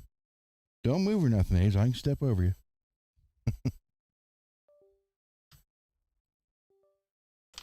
Okay. Put this back down here. And when this fell out of here, it must have kicked one of the little screws out because I'm missing one of the little screws.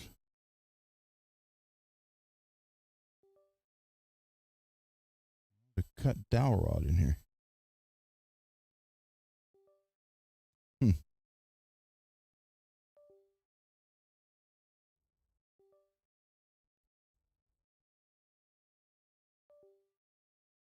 Fortunately, I have some.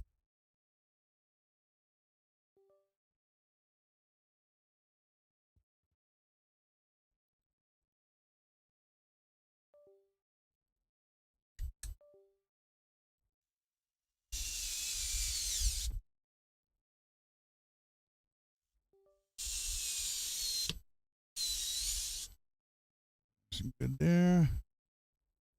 Pots are nice and smooth now.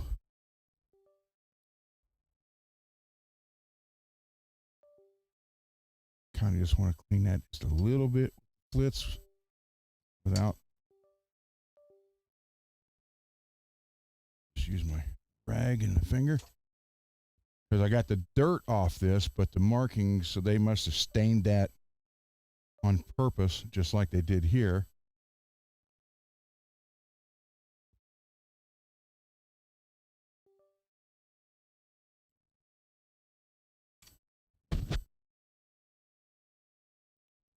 Just take the top layer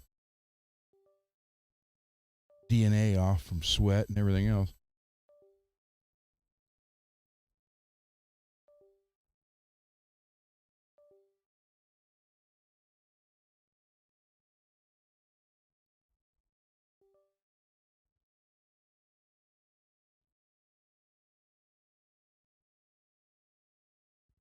See, dirt, but the markings are still there.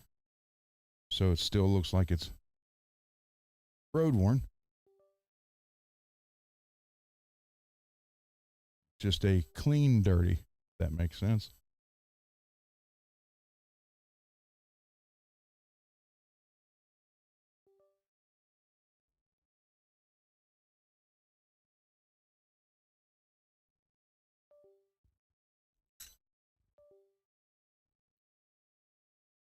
Trying to figure out where that came from.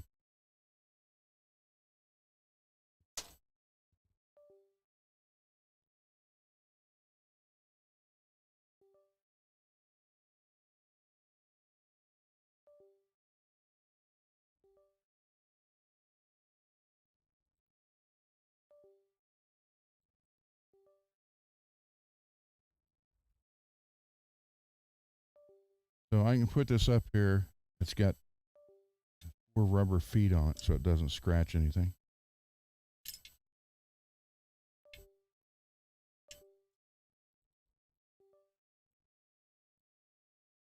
Actually, you turn it that way, man. Perfect fold. Yeah, phone holder.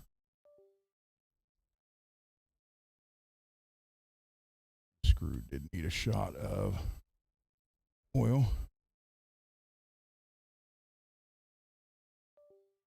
They did not want to move.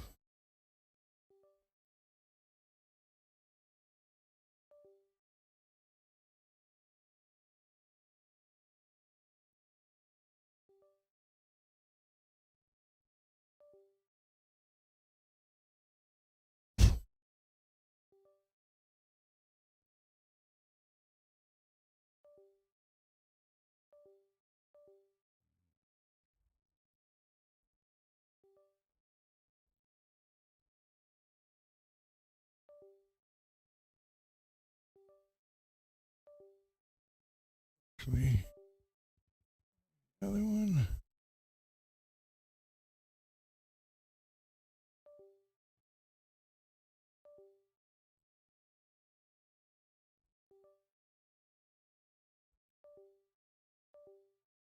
Much better.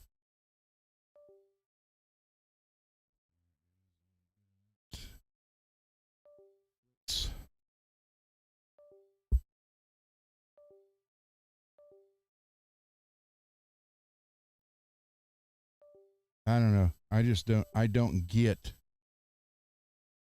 why someone would want to buy a guitar that looks like this. Bass guitar, whatever. Just doesn't make sense to me, but like I always say, man, makes the world go round. We can't all like or dislike the same things. It'd be a boring place if we did.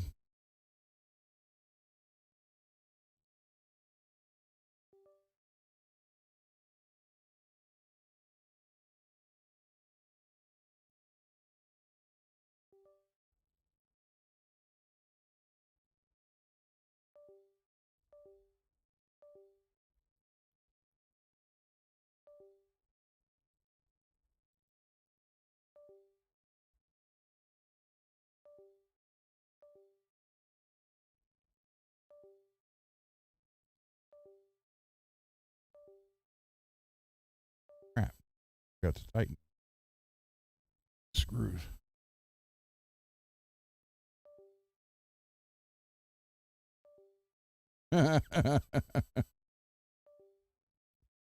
You don't understand. This guy's name is Brady, and he's the one who I did the pink Telecaster for, Relic, and then I've done his other bass.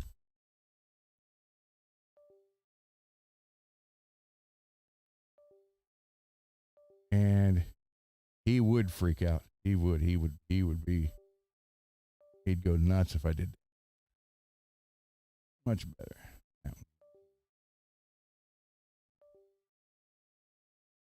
Just leave the pick guard off of it and say, dude, it looks so much better without it. I took it off and threw it away.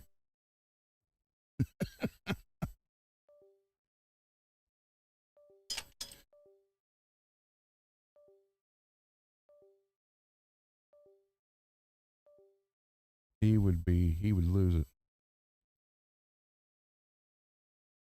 But all that Strat or that Telecaster I showed you at the beginning of the show, where I pulled all the stuff came off in chunks, and then that's the one I ended up doing the shell pink relicking for him. And yeah, he'd be, but it's funny, he wouldn't say anything to me. He'd tell my son-in-law. You know, oh, okay. And he would tell Steven, he'd be like, dude, I don't know why he did that. And I can get Steven to play along with it. You know, so Steven would be like, well, you know, he did it because it looks better and didn't want you to have a piece of crap.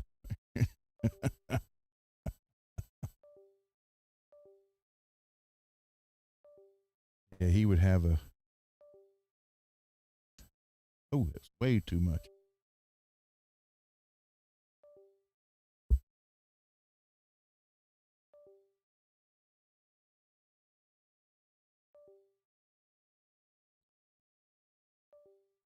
Yeah, he would have a stroke, but again, he wouldn't say a word to me about it. He's a good guy.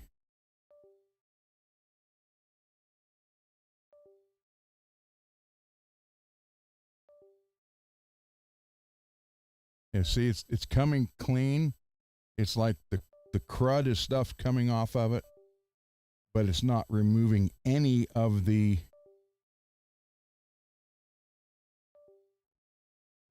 purposed worn relic look. So you see, I don't know how well you see it up close, but you still see all the pieces or all the markings still in it. It's like etched into it, like a chemical etching. That's why it won't come off. I mean, the only way to get that off would be to sand it. Start with like 1,000 and go up, then polish it. You can get it off that way. All right. I want to put some glue in that crack. This is a road worn model from somebody. I don't know who it is. And it basically came this way, except for this big chunk that's missing right here. Well, it's not missing. I don't think they're not too far off.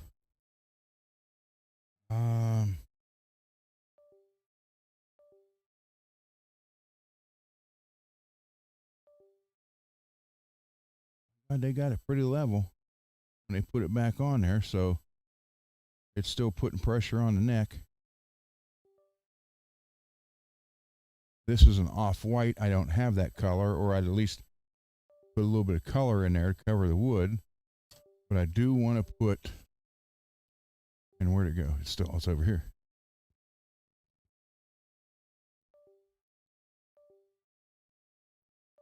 Because Derek made me show it. There's my drink. Oh yeah, here's another one. Another one of those fret polishers in that wild color. This one.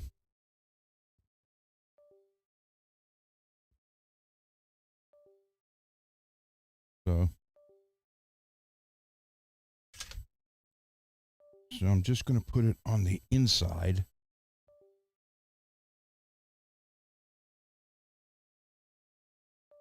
There like that. Maybe.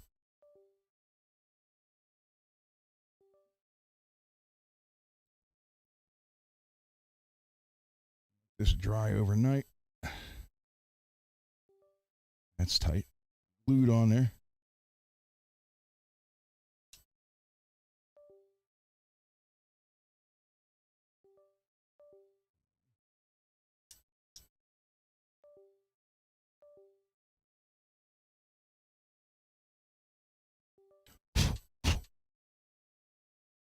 Not even going to use a wick for it because I want this to go down in there.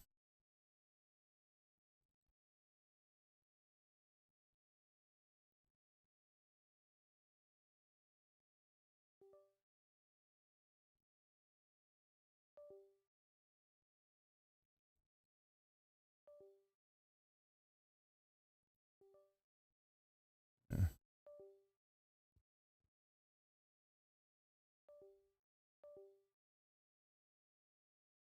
Do that before you put your lid back on and it won't stick. Apparently I didn't do it the last time.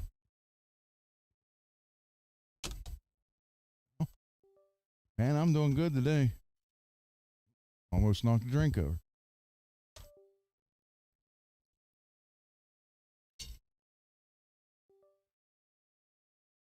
Basically a weekend with hardly any sleep. Literally hours on the instruments playing.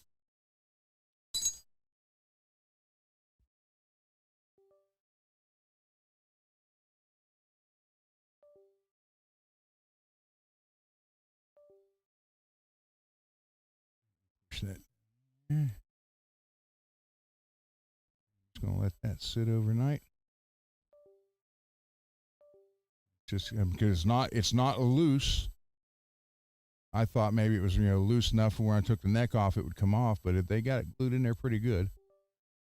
But they didn't do any fill, so they apparently just put it on the back side and the bottom.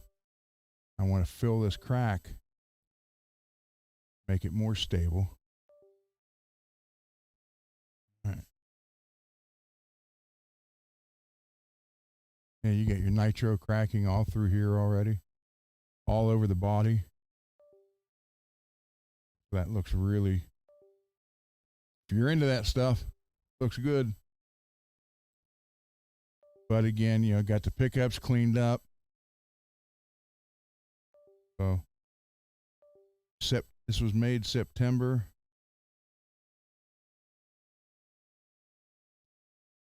Can't tell what it says after that.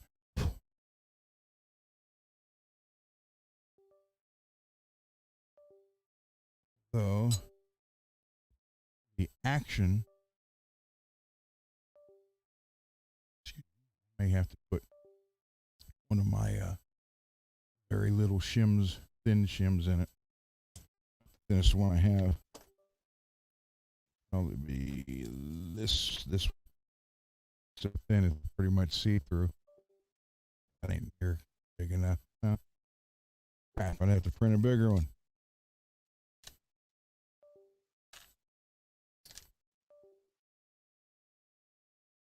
All right, same way. That's clean now. There's no, it's smooth. It feels nice and smooth, but it still has the effects on it because it's more or less like a chemical treatment they put on it. Okay, so the body's done. Electronics are clean, tight. And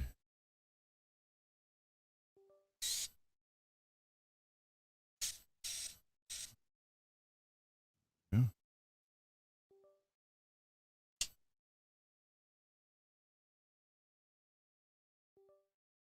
See these anymore? Oh, wrong drawer. Hurt. This goes up here.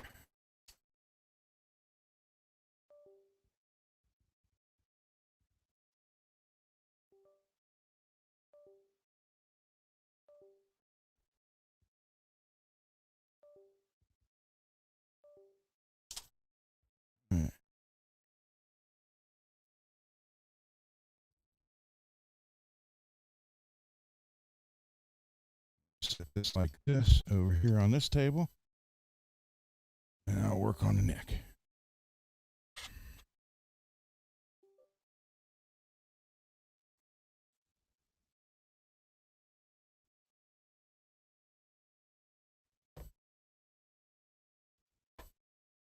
Which tells me these are probably the same way. Yeah, 'cause that's like all worn down.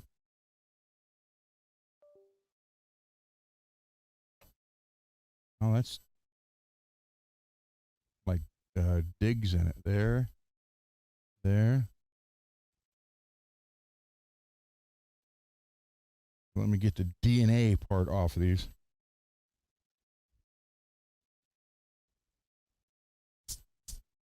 Man, I don't know if Mr. Mick's in here still or not, but I get so many compliments on this shirt.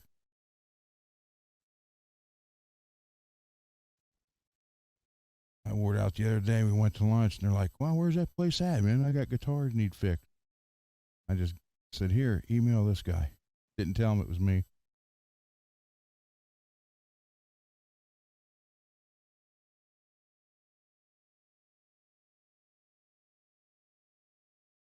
Like, is he does good work? Well, I think he does, and a lot of other people think he does.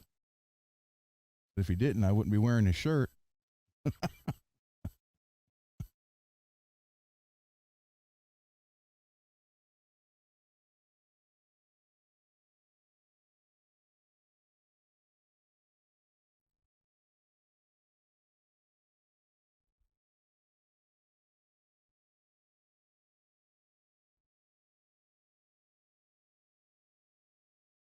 Yeah, you can feel when I'm putting this on there, it's real rough, and then it smooths up with this on it, but it doesn't take away any of the effect. It's just cleaning the gunk off of it. Yeah, then it gets smooth, but still looks worn. So that tells me that's a chemical treatment. They used to dip them and then just take a blotch like that. Now they actually have it just in a little, like a water bottle sprayer, and just spray it and let the beads from the water or the chemical bead up and do their treatment. Because this Blitz cleans metal like crazy, and it's, you can see all the dirt come off, but still all the the bad still there, all the treatment.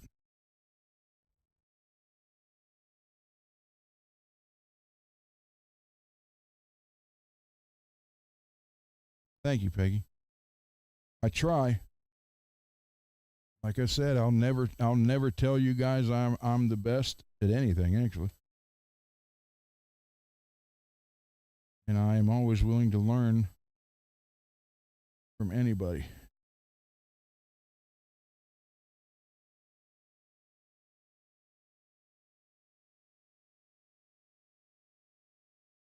It's like I told Dave, and he's like, "Well, what will they have? What if I don't know?" I said, "Then you don't know. We'll figure it out right there, live on the show."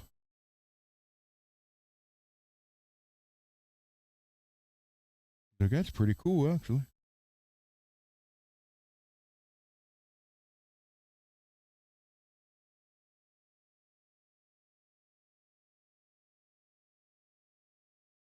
So now they are super smooth, but they still look like they're dirty. I did say dirty, not duty.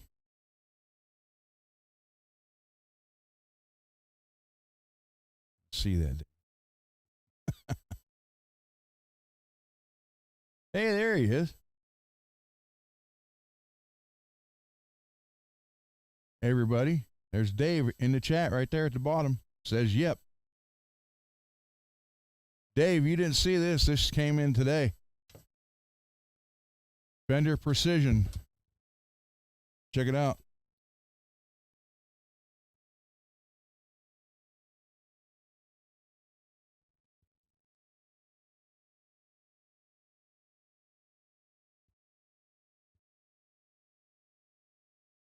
road worn series. So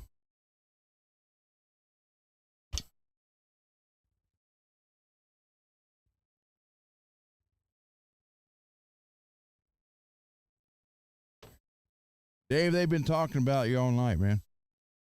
You're one of the family already. One night on the show and your family.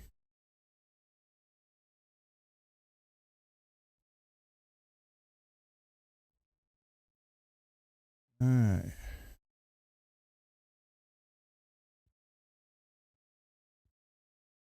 I was just telling him, man, I'm already wishing you was back. You guys don't understand, man. Him and I were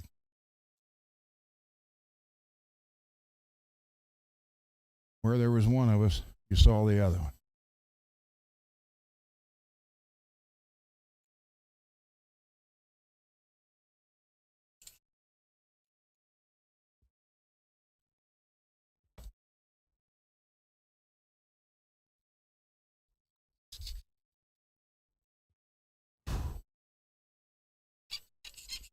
I'm not doing a lot of this because this is also part of the road worn effect.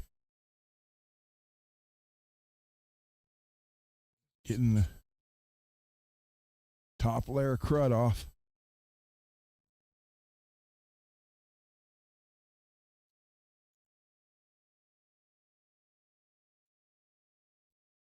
Yeah, that is all part of the effect on this thing.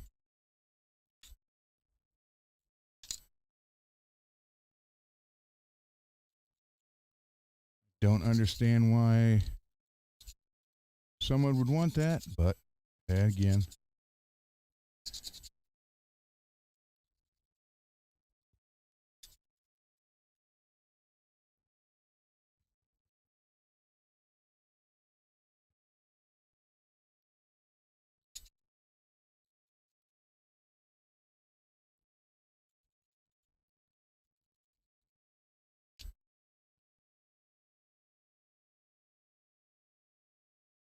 You guys can see where I just did the 7,000 on that one. I'm actually going to start with like 2,000. Do them. But before I do that, I got to do the, wow, I got to do the edges.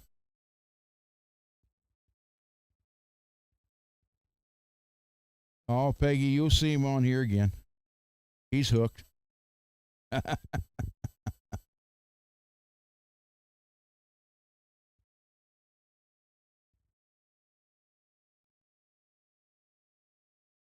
He is hooked already, and he ain't going to lie his way out of it. I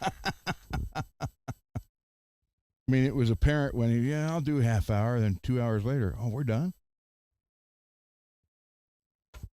But to be transparent, I was the same way. I was telling him how we did that one show that night and it ended up being 6 hours, and I didn't realize it. And the only way I stopped is because that was before I was paying for this, and it was free, the free service, and apparently it had a time limit. 6 hours and 4 minutes. And it did not seem like that at all. That's honest to God's truth. Like just time just flies by.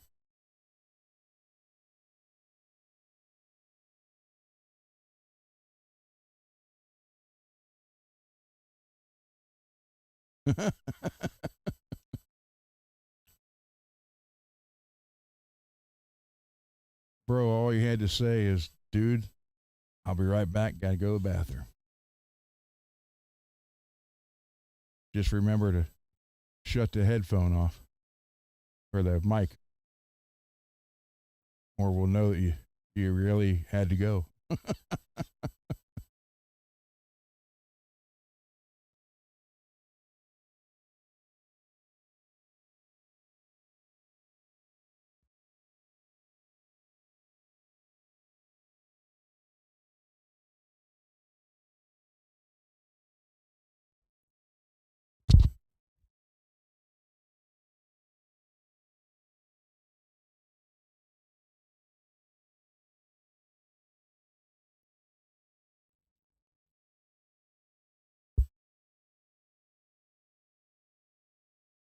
Yeah, Dave, I'd kind of like to see you play this one.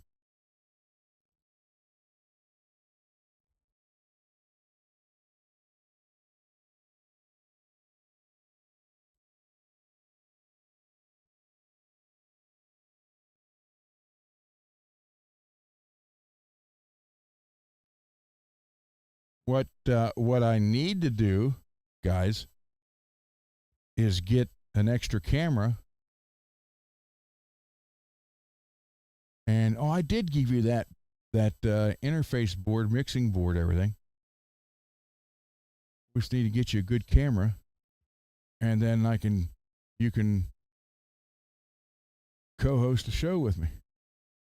Not every night, but unless you want to. He's also retired, so when you're retired, you got a lot of time and not a lot of stuff to do. Do it from down there, man.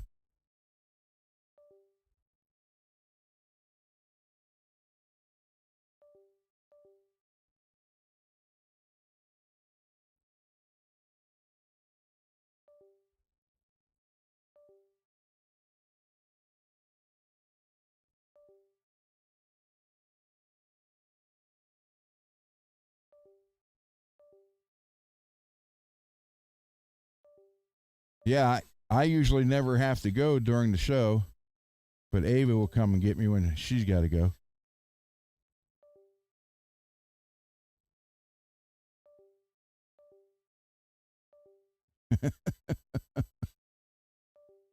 Well, it's kind of hard to. I mean, I guess we could FaceTime each other. You on the river down your end, and me on the river up here, and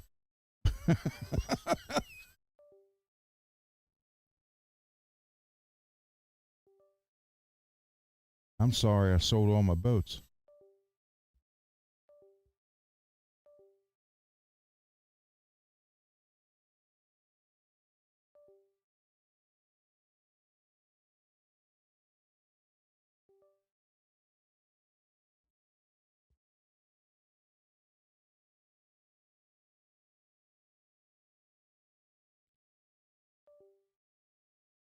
If Tammy's sitting by you, tell her I said hello.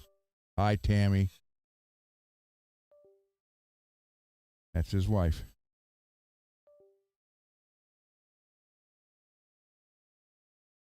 She is a sweetheart.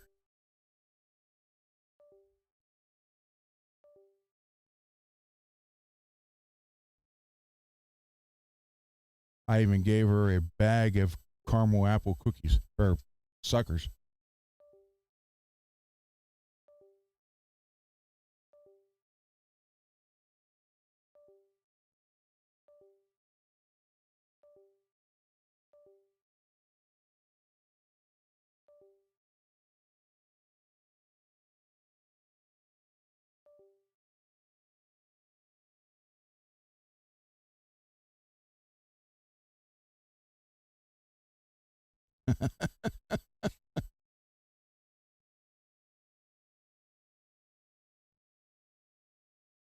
Well, that's what they're for, man.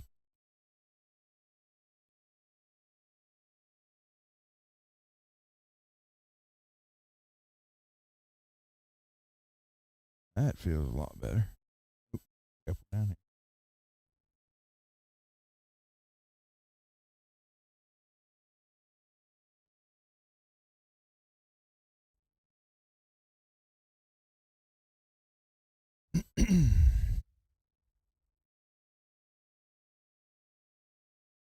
Tell you what, I've had met some great people from this last little over 3 years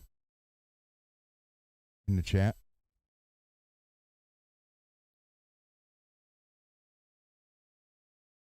99% are great. 1% isn't.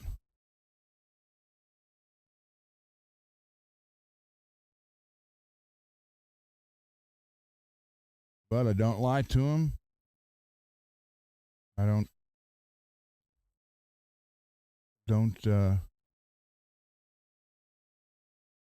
pretend.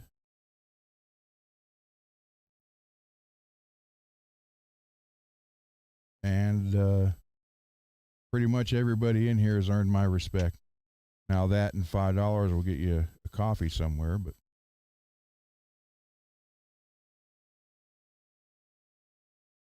Dave will tell you I don't once you reach that level, you're there.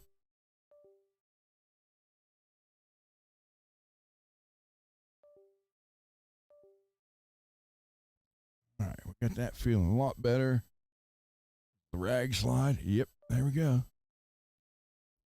I don't have the Phil McKnight pantyhose to put over here.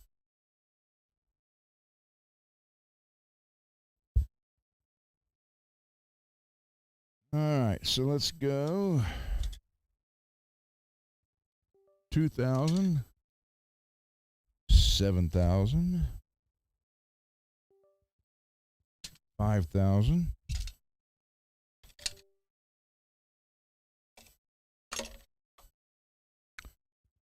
3,000. Now where's the 10? 10,000. There we go. It's a lot easier, man, to have as many as you need.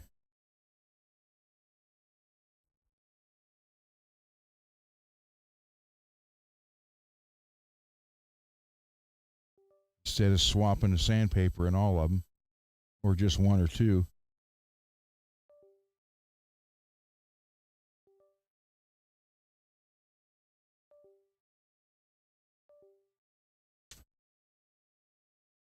No, Billy, you're not.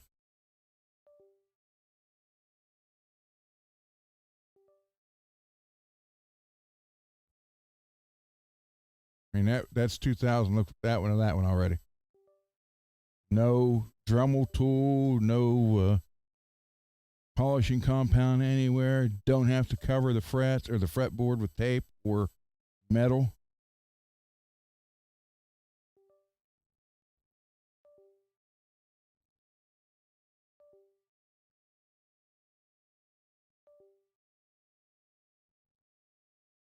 Do that. Just a little twist. The next one. Oh, is that out?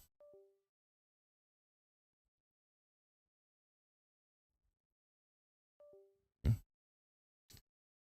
Turned it the wrong way. Sorry.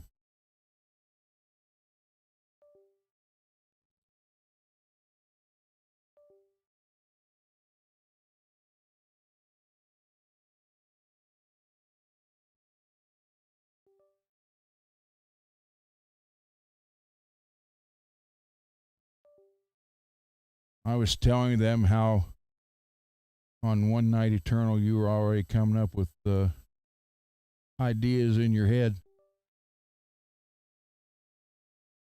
Because again, I just did the basic stuff because I am not a real bass player.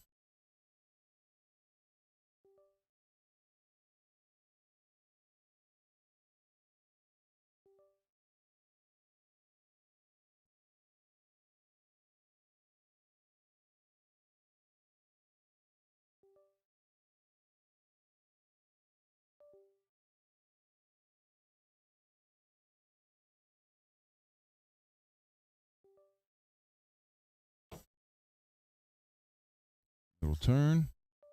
Did it again, wrong way. It's just like a quarter turn just to take it right off the used part onto a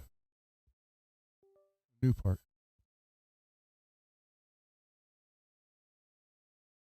And these are wide, so they do all your jumbo frets for guitars, and they're perfect for bass.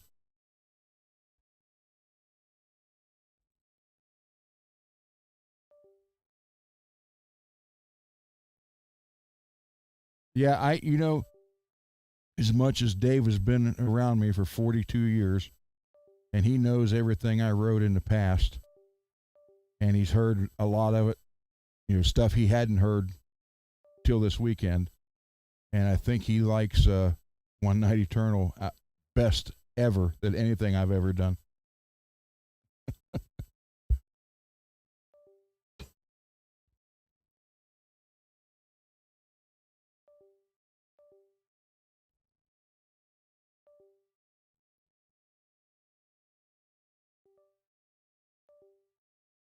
which is kind of the consensus of the is that right, of the chat here too. I know if Derek was here, Derek could be jumping in. He loves that song.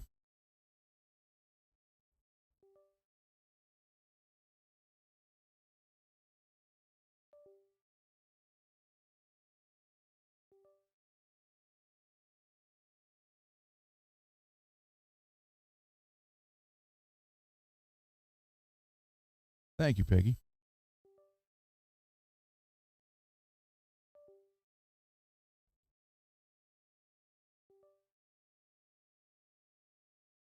I either write what I know or write what I lived.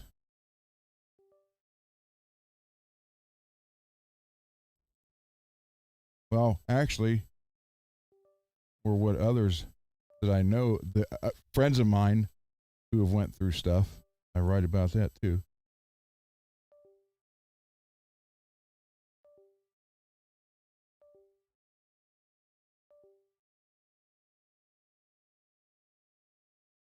Thank you, Jim.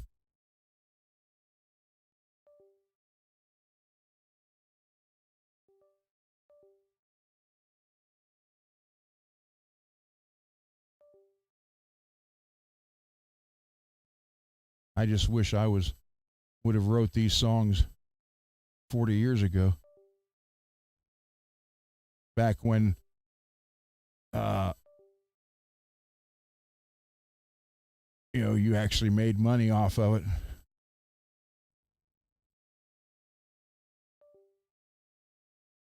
Might have 5 or 6 Hummers out in the garage instead of just one.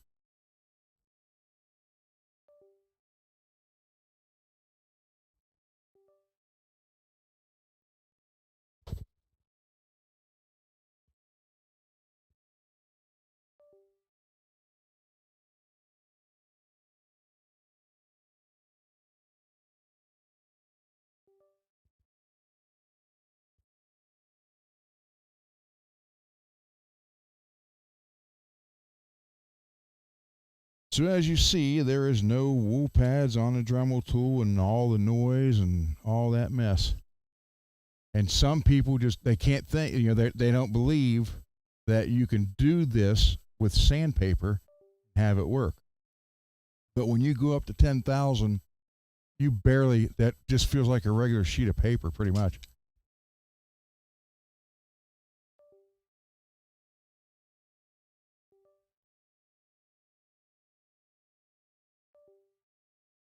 So this is 2, then I'll hit it with 3, 5, 7, then 10. And it's done. Tomorrow after that glue dries, well, I'm just going to give it's probably be dry here within the next 10, 15 minutes, but I want to let it sit, soak in overnight. Really dry good before I go put the neck back in there.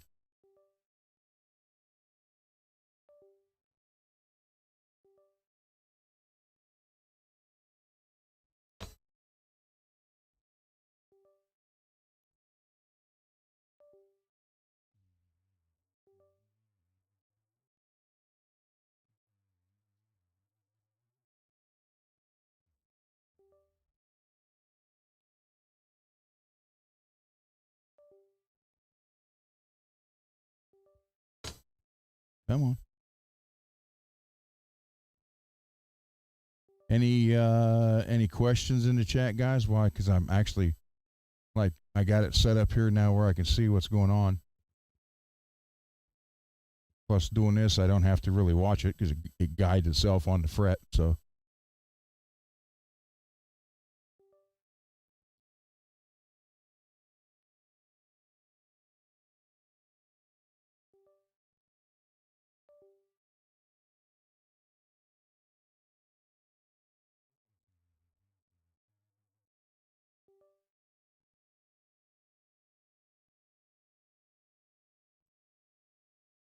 Yeah, what ends up happening, Dave, is this ends up being like a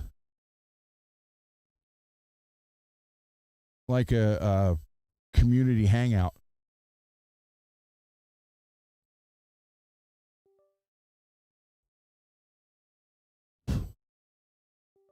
And people come here just to hang out, relax, teach, learn, ask questions, answer questions.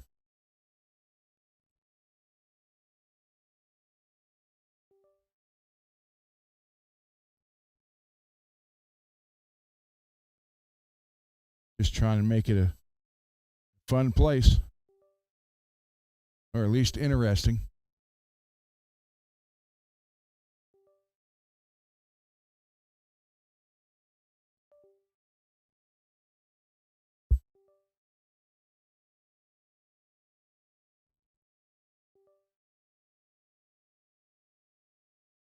Dave, if you're still here, he may not be.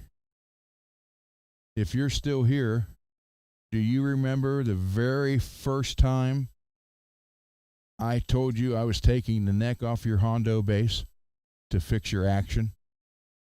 And everybody, this was like 1987.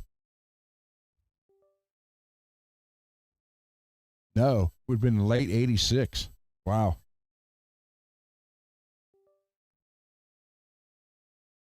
If he's still here, he might answer that.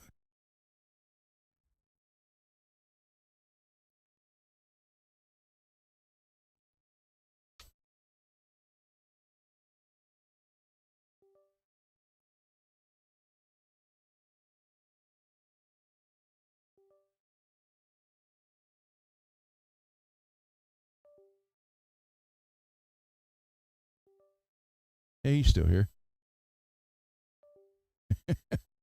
He was all freaked out, man. I said, I got to take the neck off. Because back then, the music stores told you, don't ever take the neck off. Don't ever mess with the truss rod. Bring it in. We'll do it.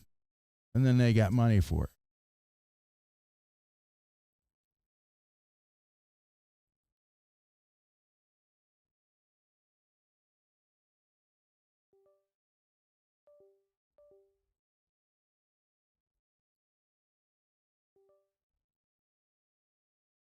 That was at Troy's house. Did it on the dining room table. I still remember that, man. You actually left the room. Like, I can't watch this.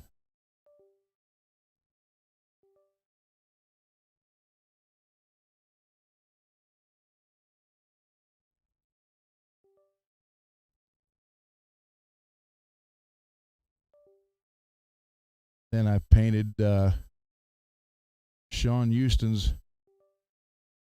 74 or 76 Strat yellow.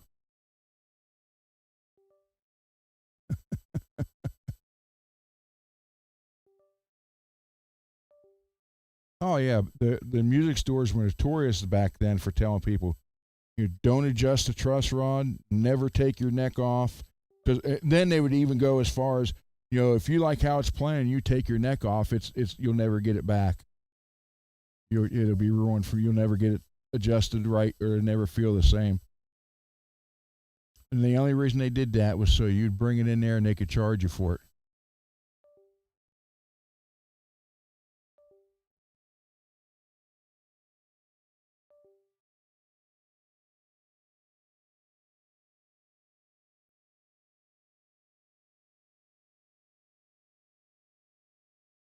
But a guy, the very first guitar player that played with us, who's now in prison.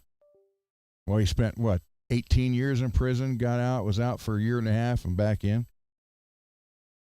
But it was either 74 or 76 Strat. And I think it was a burst. He's like, dude, I want it painted like this color yellow right here on the stand. Like a DeWalt yellow. And we put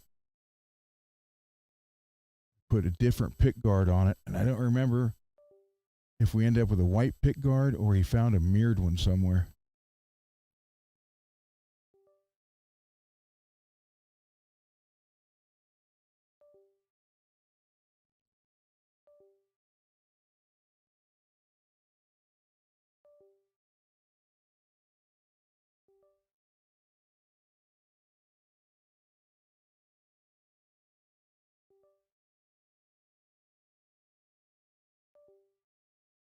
On what, Peggy?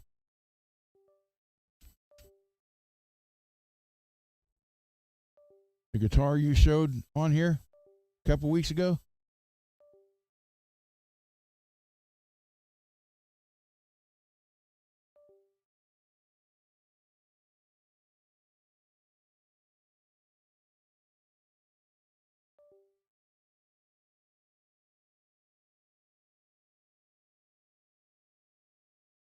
Well, that's not correct. We need to fix that, Peggy.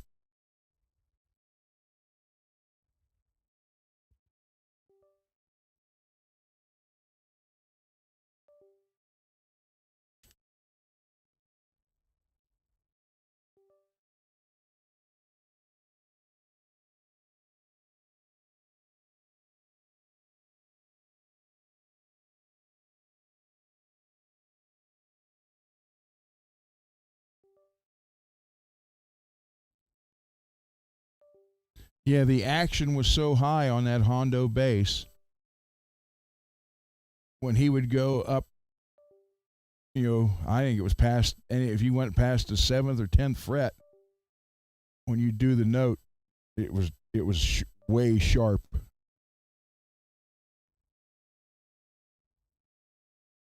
But nothing had ever been done to that, right?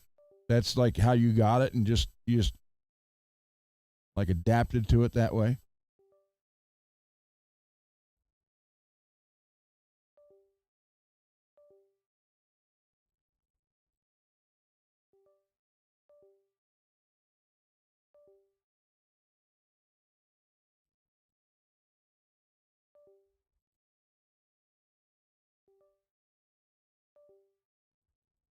And that was like a candy apple red bass.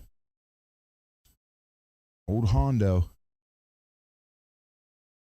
Which now, Dave, those on Reverb are bringing in $500, $600, $700. Old Hondos.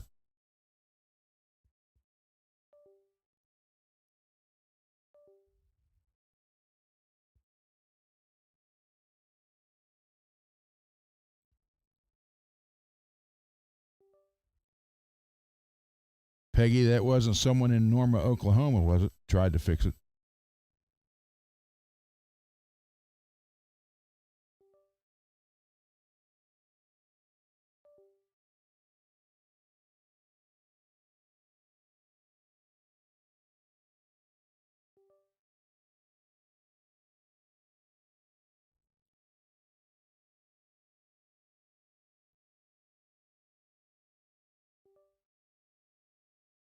Greasy, you know who I'm talking about. Peggy might not know. I don't know if she knows that.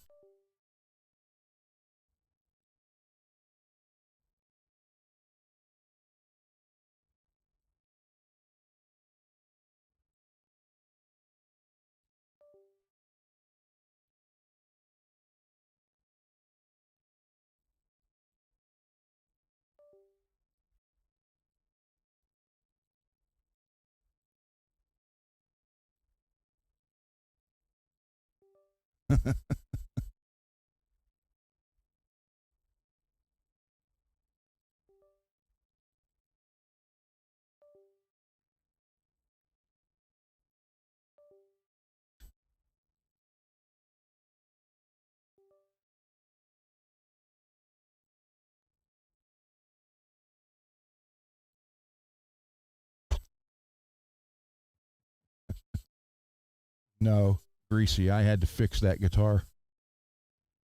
It'd taken a lot more than that to elevate his repair.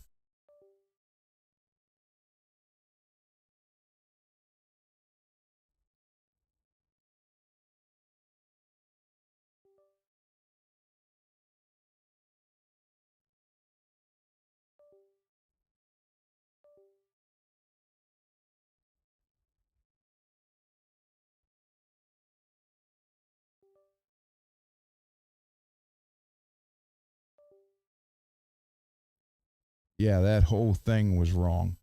Holes drilled crooked, and then one through the entire body. Then the quote, high quality Floyd studs he put in it were rusted, locked in position. So when MPN got the guitar back, it truly was unplayable,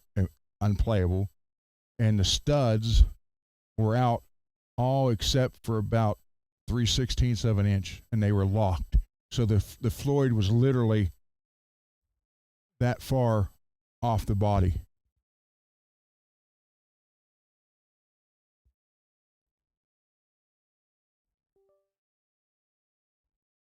It was terrible.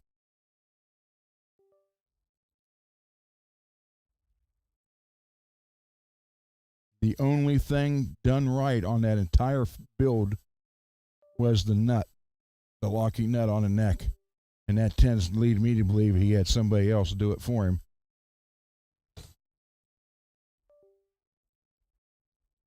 Either that or that's all he ever really worked on. All right, so we got 2,000 down.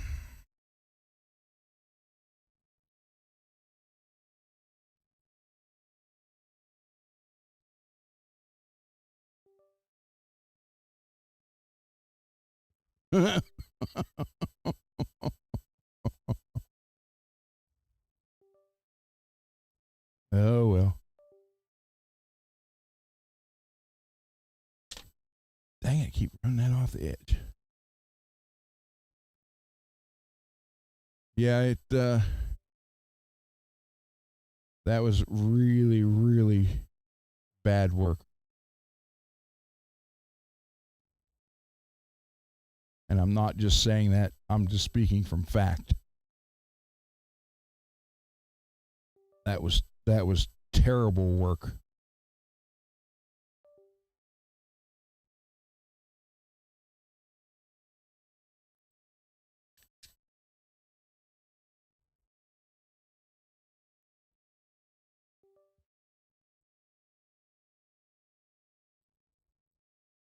The amp.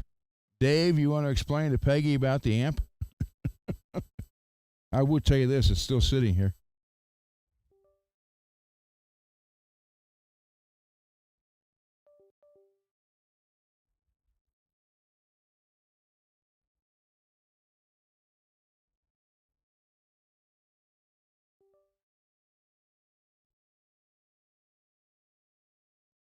Well, it is easier for me just to speak it than have everybody type stuff out. But here's the weird part, Peggy. It's still doing it, but not as bad as it did. That's what I don't understand. It's like, so what I did that night on the show helped it. Now, could it be that the cleaning helped it, but I just didn't get it cleaned enough? That would be the only thing that makes sense. So, there'll be another night here on the show. I'll take it back apart and really, really, really scrub it, clean it more than I did last time, and see if that helps it. Because I'm telling you, low volume, it sounds like the speaker is blown. Crank it up, it goes away.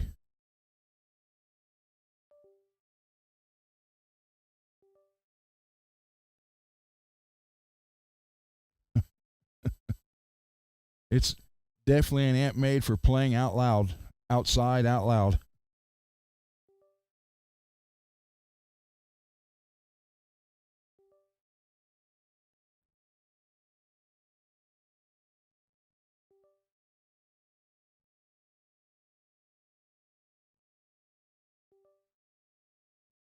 Because everything is right and tight.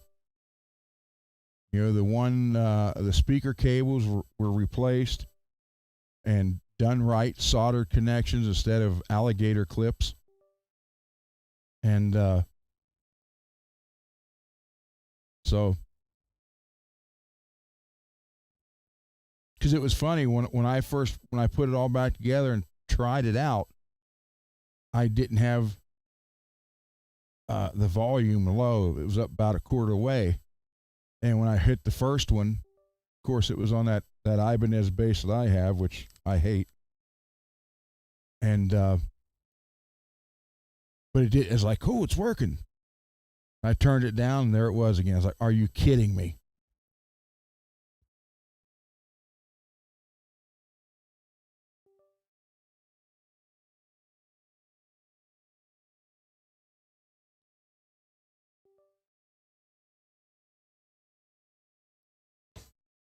It does. It does have a good sound to it. Of course, we can only hear it, loud, but it's got a good sound.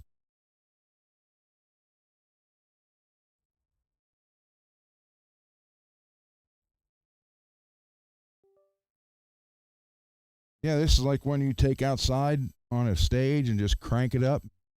Tell the sound man to go away. You don't need him for your part, anyhow. I got this. Which I know they don't like because that's what I did with my stacks. I don't need mic'd. What do I need a mic for?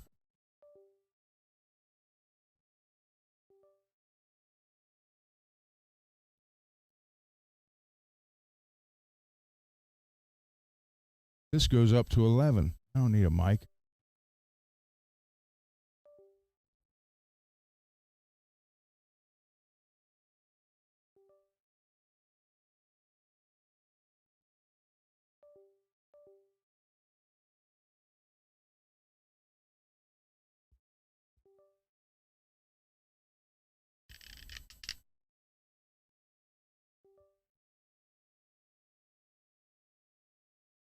So I told the guy that owns this, I told Brady, I said, this will be done tomorrow.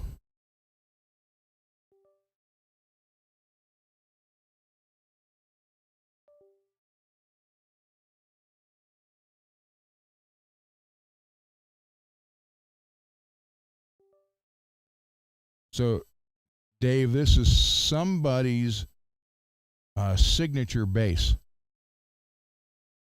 I just don't know who.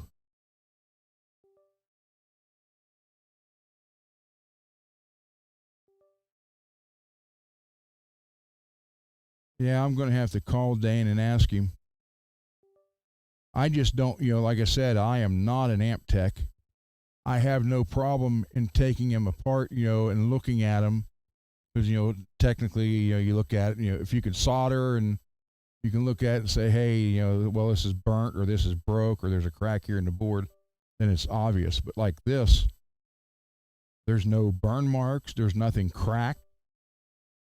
So I don't know. But I again, I don't know how to test all the capacitors and transistors and all that stuff in there to figure out what if that is what's wrong with it.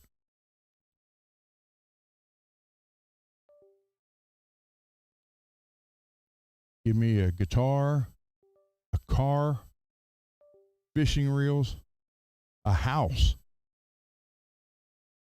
I can fix them. Give me an amplifier.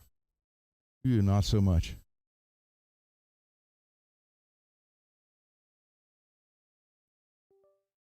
I am kind of like a jack of all trades, except,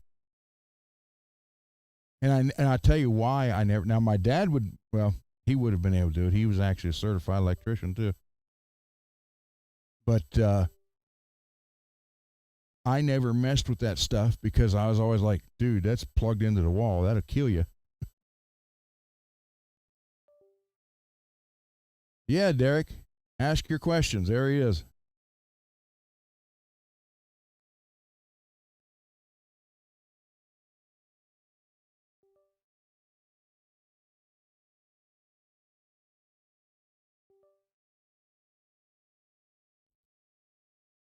We got all Dave all night. All Dave TV.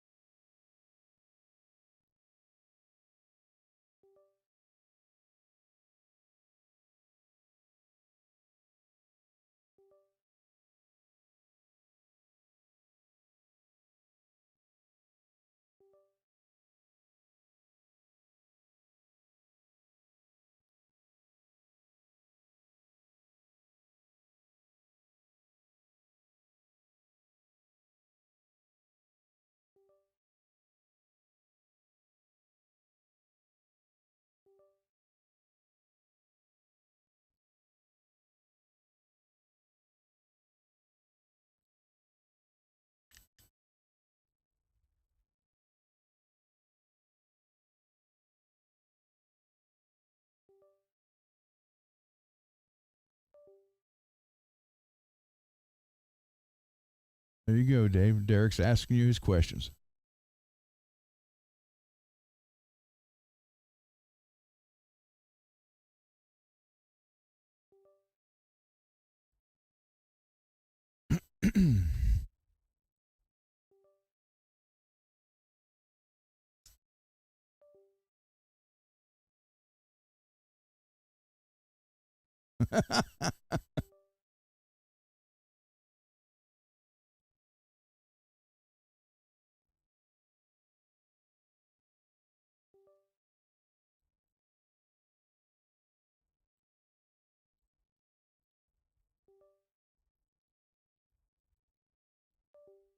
Top 5. Wow.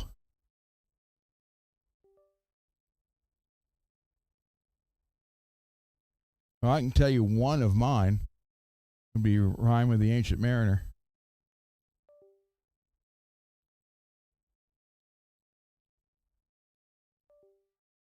That's why I learned that, because I like that.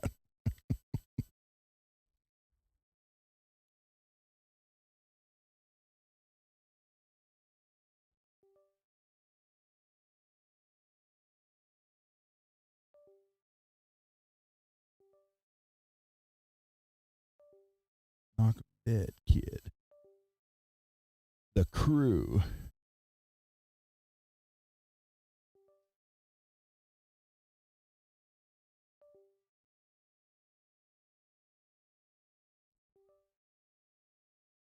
Now, who's going to drive you home is in my head.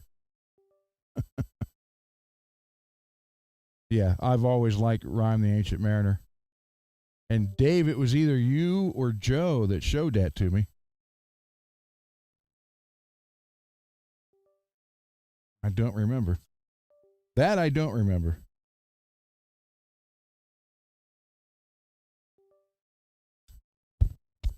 I just know it was one of you two because it was one of the times I went down there for a weekend.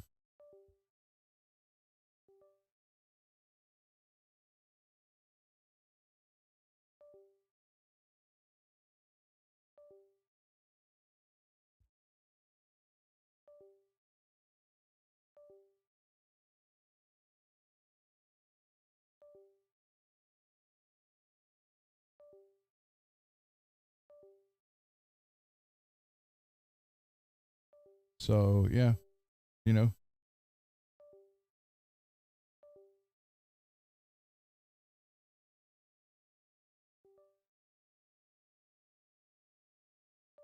it's funny. You guys mentioned the band, and all of a sudden it's like their hits are going through my mind. As soon as you said that, Greasy, all of a sudden, da da da da da da da da da da da da da da da da.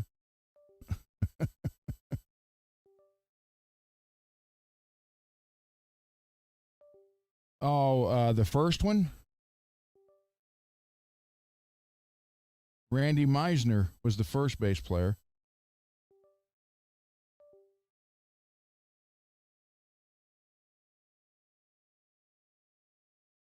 Then Timothy B. Schmidt.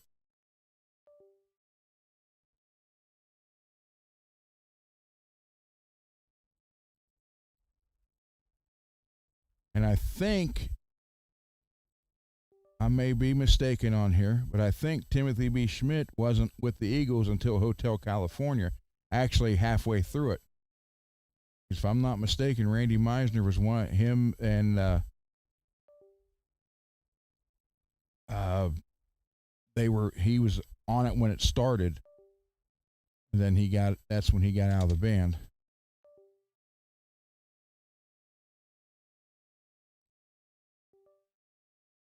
All right, so we got 2,000, 3,000. Let's hit it with 5.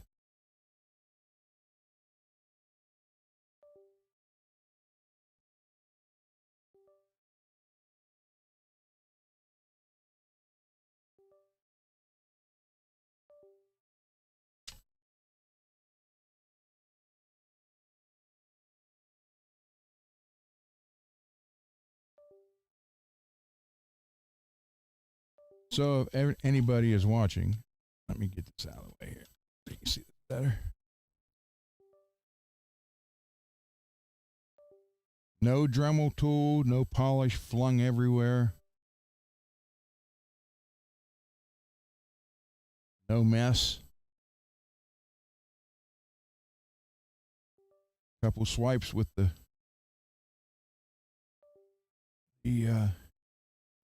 polishing tool and the sandpaper. This is 5,000 grit. Only got two left, 7,010.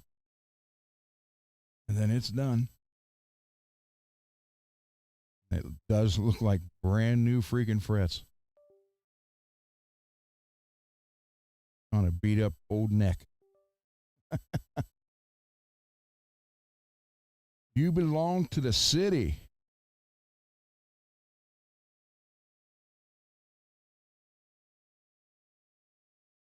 And what was the one you love? It was like kind of like the slower song he did. But I also like Don Henley's stuff too at that period.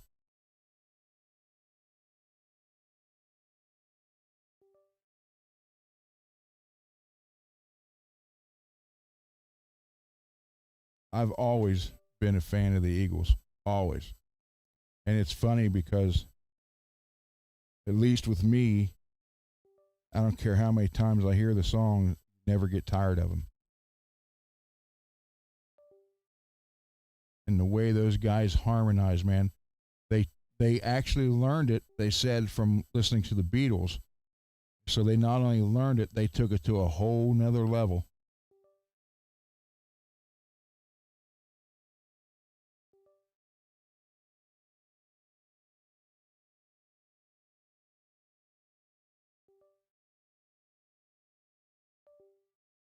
Yeah, when you get into Don Henley, was the one New York Minute talking about the guy that killed himself on the subway train because reality got too much or something like that. And then the other one, Your Last Worthless Evening. Yeah, both those guys, they were the heart and soul of the Eagles. But little known fact that the Eagles, before they were the Eagles, was Linda Ronstadt's band. And I think they did one tour with her, and they're like, why are we doing this for her when we can do it ourselves?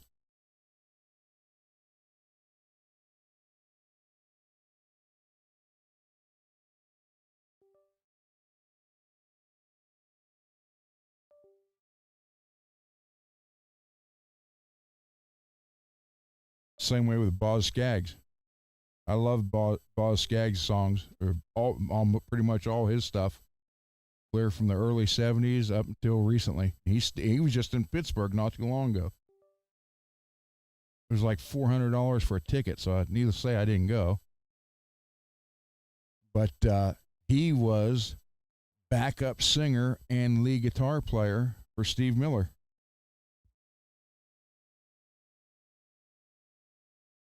Then he had the same thought. Why am I doing this for someone else when I could do it myself? Or do it for myself. And that's what happened.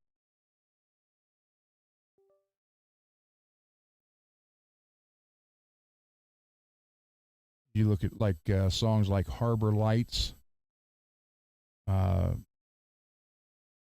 Lido Shuffle. He did the one for, what was it, Urban Cowboy, Love, Look What You've Done to Me. Then he did that other ballad, You Can Have Me Anytime.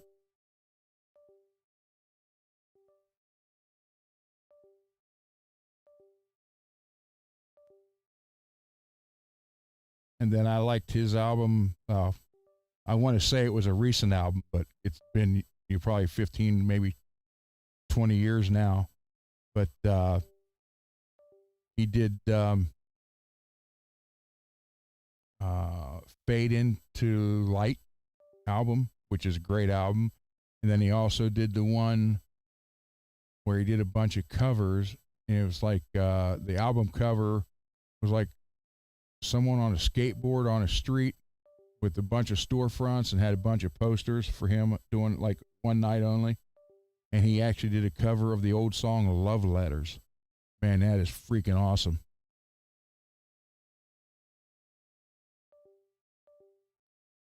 Rain alarm. 40%, 96% area of Shady Side.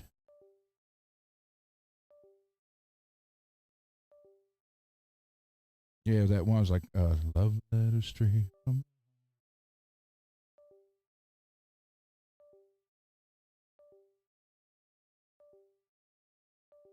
And he had what? JoJo.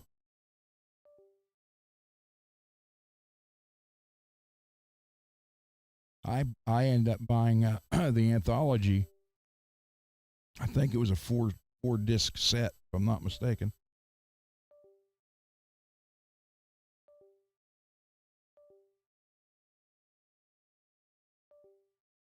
Boz has a lot of great songs, man.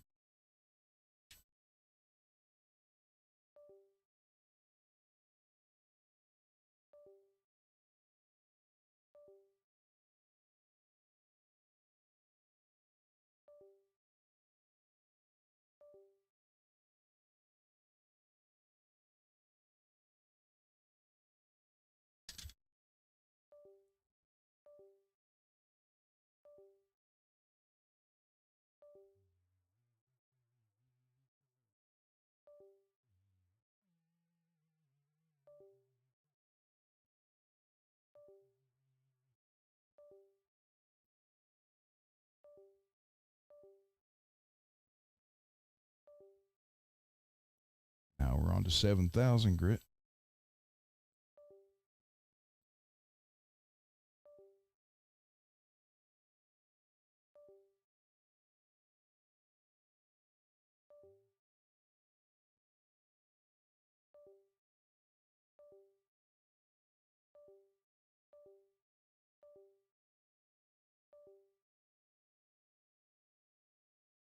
There you go, Greasy.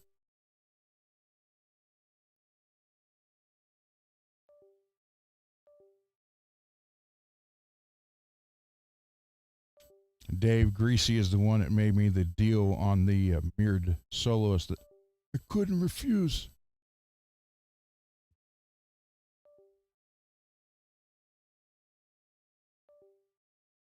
And I appreciate that.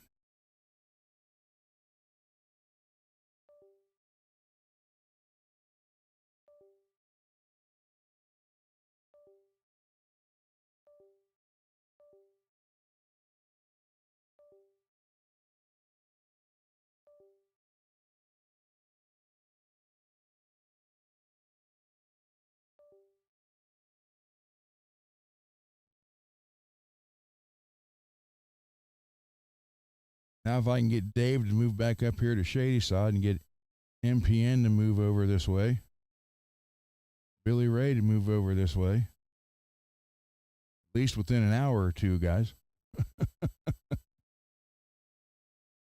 I'm trying to get MPN to move, not necessarily in Pittsburgh, but at least like the surrounding areas like Green Tree or something like that.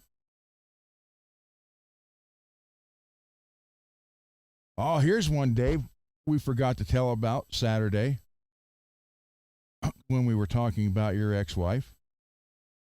Remember when the magazine that did the band interview sent the limo to us to go take us over to Pittsburgh or Pennsylvania for the Beth and I's anniversary dinner?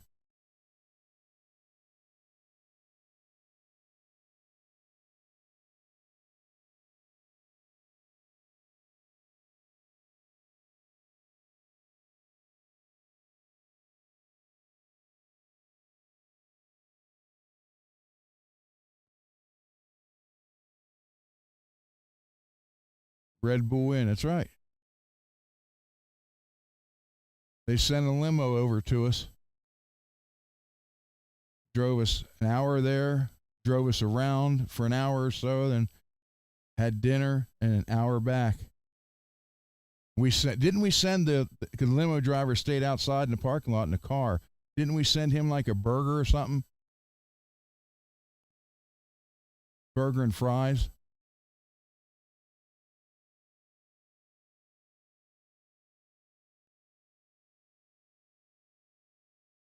And that was a magazine that did an article on the band. They're like, "Oh, your anniversary's coming up. We'll do this."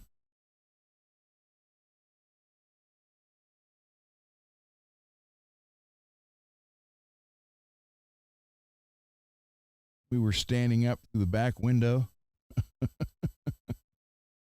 I remember I had never in my life had half a rack or a full rack of ribs before. And so I said, "Yeah, I'll take it." It looked like something from the Flintstones. I mean, the plate was gigantic and the ribs were almost twice the size of the plate.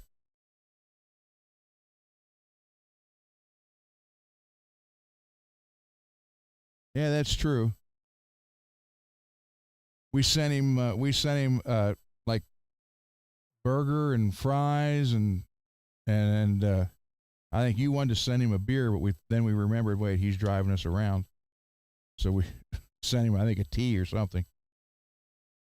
Tried to get him to come in and eat at the table with us. He wouldn't do it. He said he's just going to sit out there in the limo.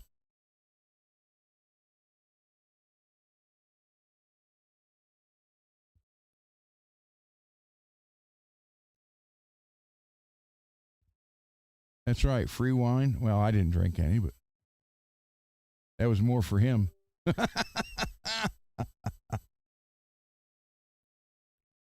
And then our very first show, we took the limo. Remember that? At St. Clairsville Recreation Center. Like I said, we played a lot of places for free. We played a lot of places for nothing, pretty much next to nothing, just to get out there and get experience.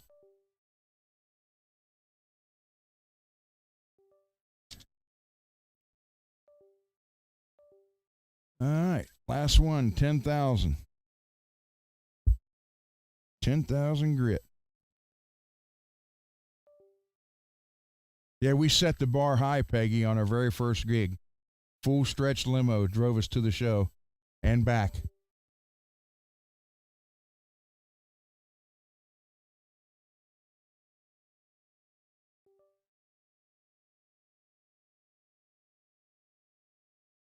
Yeah, there was a magazine that did an article on the band, and they're like, when they found out it was mine and Beth's, that would have been our first anniversary, right?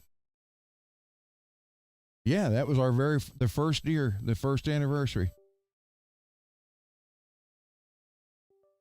And they're like, "Well, cool, we'll have you picked up by limo and take you guys over to Pittsburgh for a meal." And like, holy crap.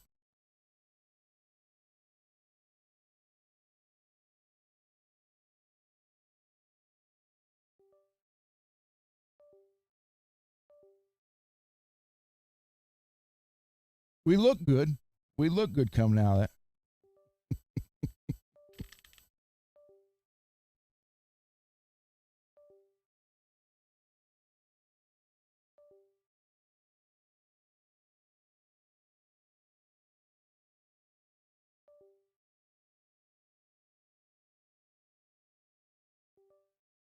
But you talk about setting the bar high, you go from going to your first show in a limo to the next one, driving in 5 or 6 cars.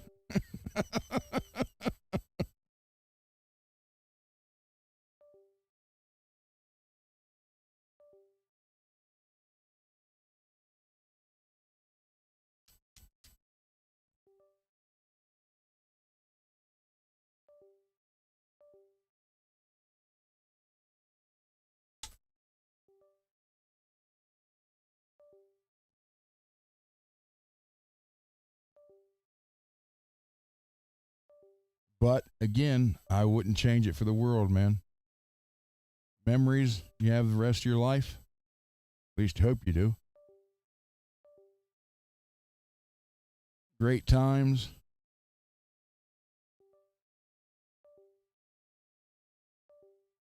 So you guys got to understand the deep conversations Dave and I have had for 42 years.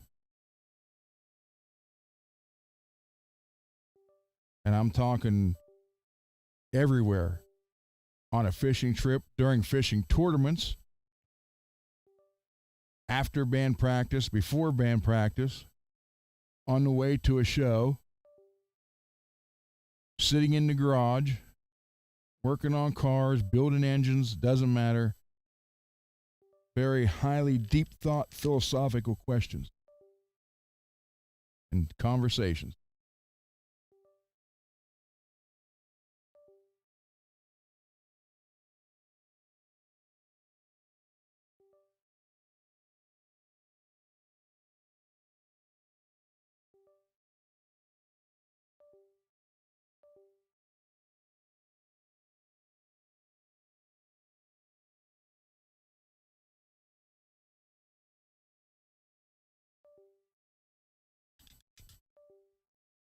Almost done. This is 10,000 grit sandpaper.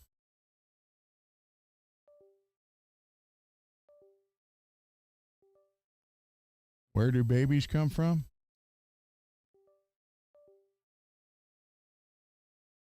I don't know. Let's find out.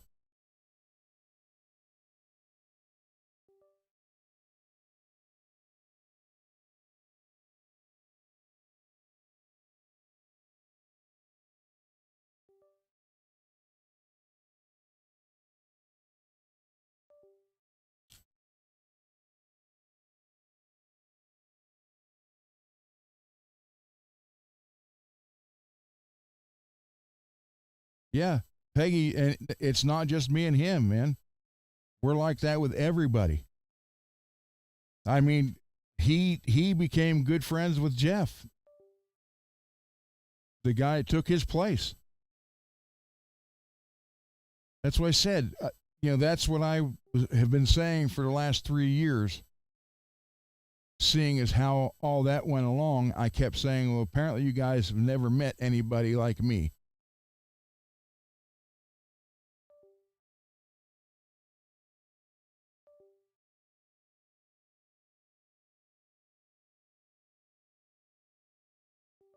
Because I am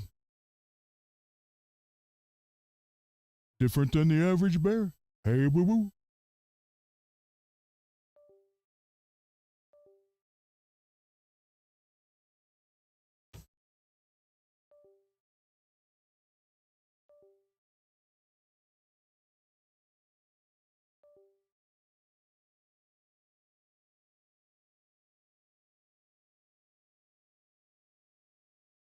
Could be. Just when I thought I was out, they pull me back in. I got to write another song.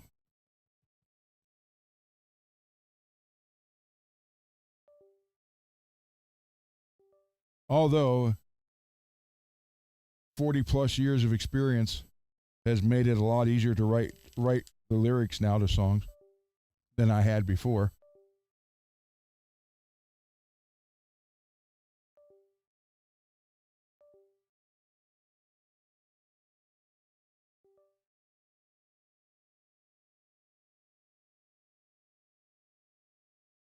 All I can say is it's been one wild, long, life changing trip, man. The whole thing.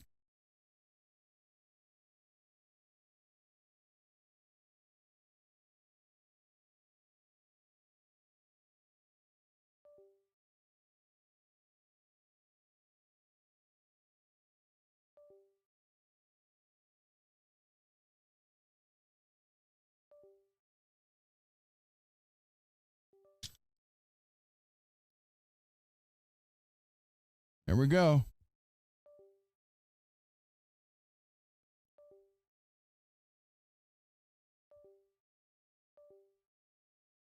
And believe it or not, that's nice and smooth now, even though it's chemically treated to look old.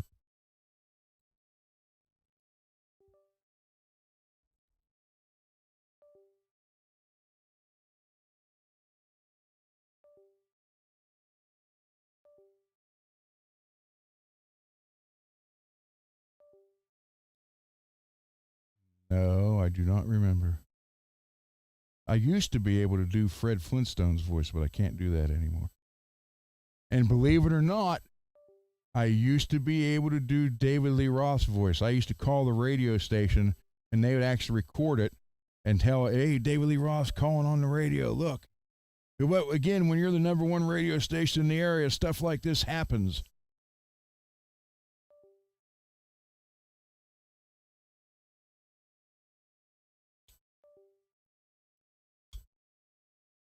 Oh, yeah. Dave, wasn't I able to do David Lee Roth? Even that the high pitch, yes. Yeah. Yeah, I did one time, and we were having a party here in this house. And I had called the radio station, and I called as David Lee Roth.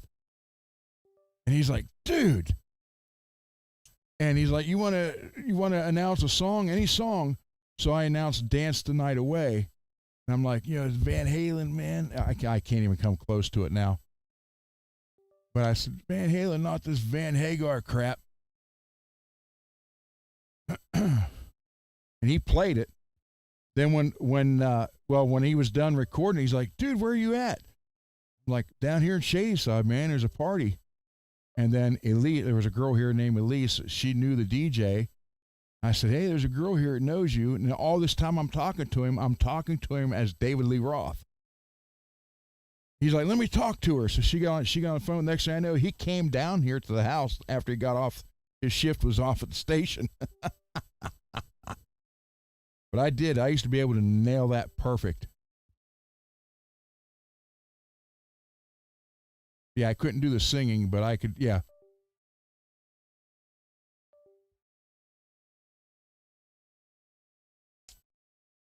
And the little, I can't even do it now, but the real high, I was like, dance the night away. yeah, I can't even, I'd pee myself if I tried to do it now. But I could do Fred Flintstone and Barney, and used to be able to do a lot of that. Not so much anymore.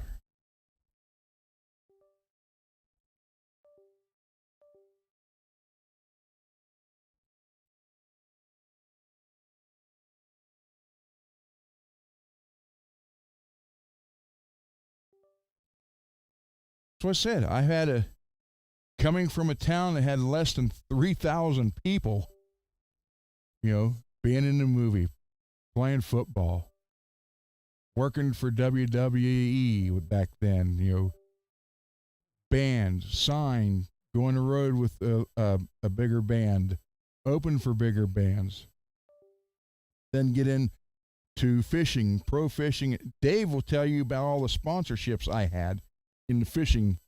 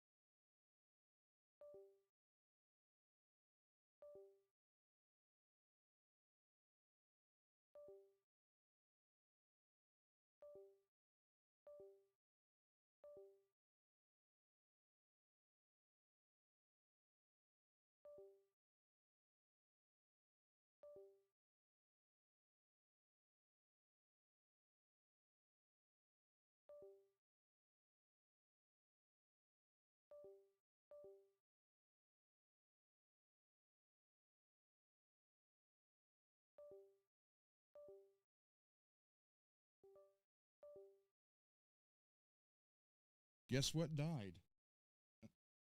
The receiver. The receiver died, so I have to come over here to the microphone. But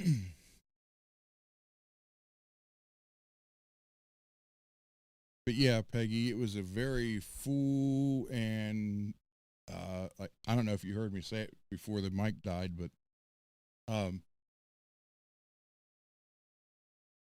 hey, get the rubber gloves off.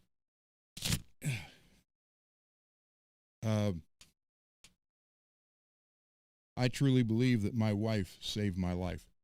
I'm 100% sure of that because had not been for her, I uh, I probably would have ended up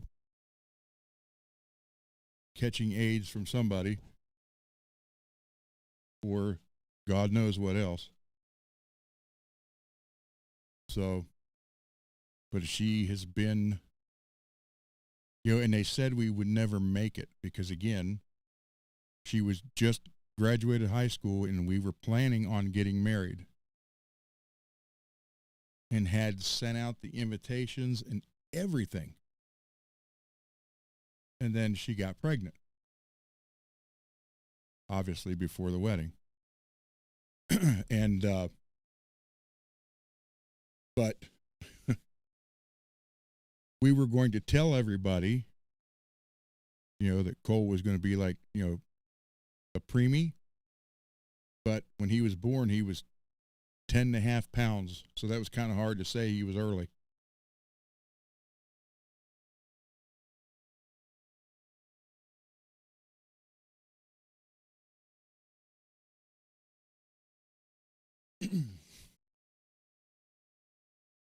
Yeah, he was a big boy.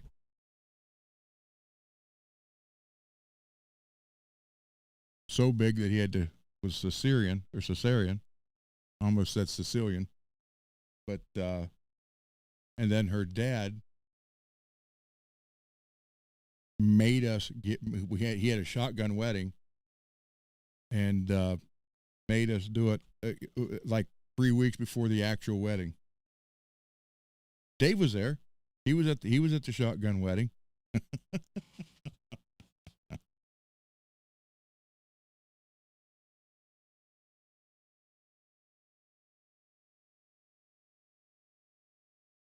Derek, Olive Garden is Italian fast food. My nonna would have. Matter of fact, I think we did take her there one time. She was like, "You call this Italiano?"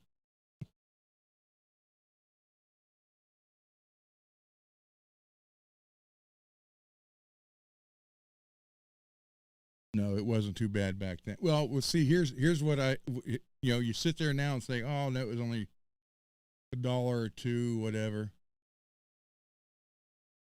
Um, and you're looking at it now like, "Well, wow, $1 or two, that'd be nothing." But if you go back into the time and the value of the money then, as to, which I showed that to Dave this weekend, we was talking about what he put in his Camaro, and then I showed him. I said, "Well, 2 grand then, it was almost 5 grand now." So, yeah, a shotgun wedding for yeah, it was. And then what made it worse? Dave was in the big wedding, um, but 3 weeks later, we had the actual wedding that was planned and was planned before she got pregnant. Her dad's the preacher, so he did both weddings. And there was what, Dave, probably 300 people there at least. The church was full, the balcony was full. There had to have been. I think we had what, total of 18 people in the wedding party. He was in it. And oh, that's right. Hold on, I got to switch the camera. Sorry.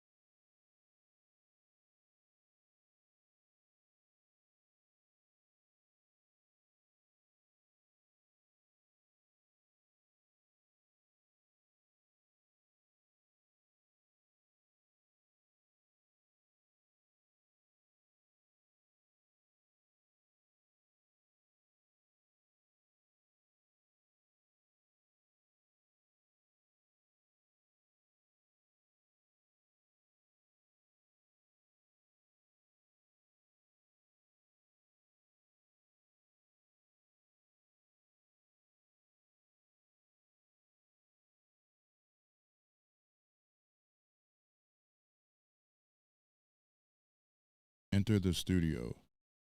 Just like Enter the Dragon. Roadcaster, stereo. Okay, so you guys should be able to hear me. You'll be able to see me now. There we go. Okay.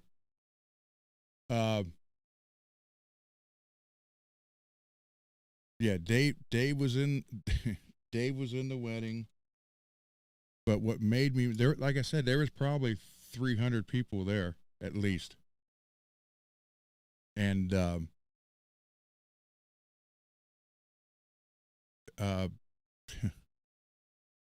actually, all the band members in the band were in the wedding in some form or fashion. But what made me mad is, none of these people knew anything about her being pregnant other than her parents and my parents, and of course, the wedding party. And her dad gets up there in front of everybody who was there for the quote first wedding, and he says, "Ron and Beth are here to reunite or whatever, renew their vows." I could have smacked him.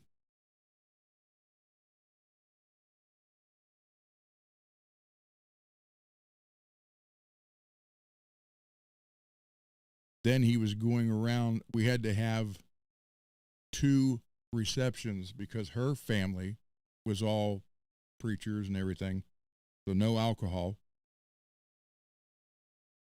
And so there was one reception behind or underneath the bottom of the church was like a reception area. So we had one there, and then we had the other one that was basically my family, all Italian, so there was booze everywhere, which made Dave happy. I'm in the wedding party, damn it, give me some more.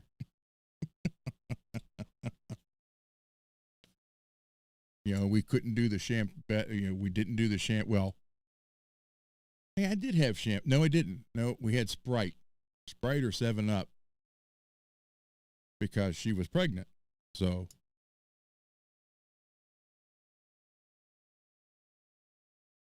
yeah, it was interesting, and lasagna. Remember Joe's homemade lasagna?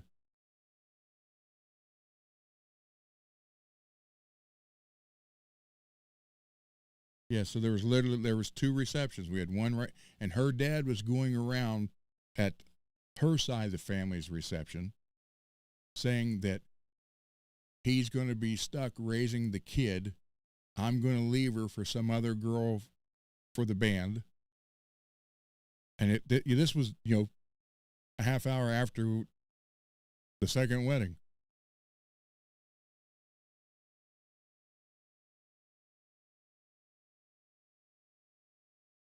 So needless to say, for probably the first year, I didn't have anything to do with him. And she didn't either for probably 6 months. Well, until Cole was born.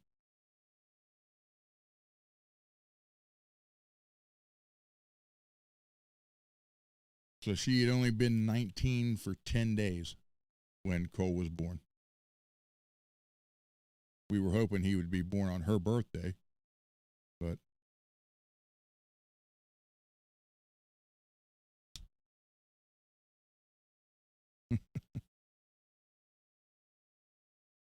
oh, it's all fine, man.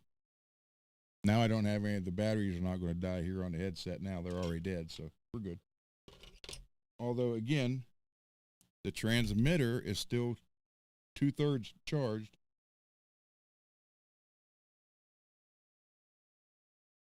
And the stupid receiver died at 3 hours and 11 minutes.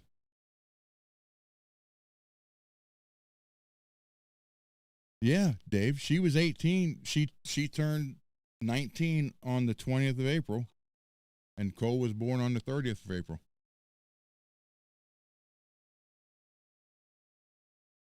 And he was so big that they had to do cesarean, how you say it.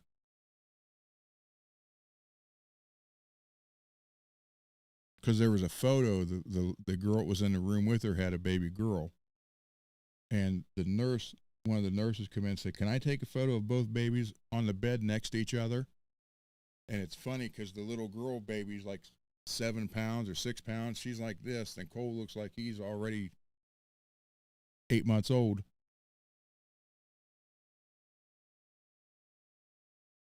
Which, by the way, Dave, he'll be here tomorrow. Cole will. So I'll be going live tomorrow, working on the guitars of Faith and Failure for their New York, uh, Brooklyn show.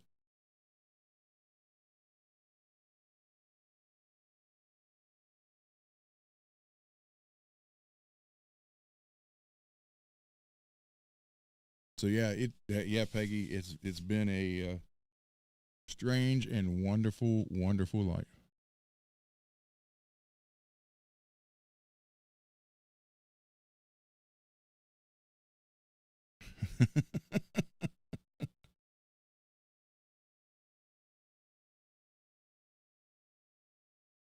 Yeah, he'll be here tomorrow, probably around 4, because he has to drop his wife off at work at 1. It takes him 3 hours to get here. Then I got to fix all these guitars in a row. Then he usually leaves here about 1 in the morning to go back and gets home, 4 in the morning, 4 or 5.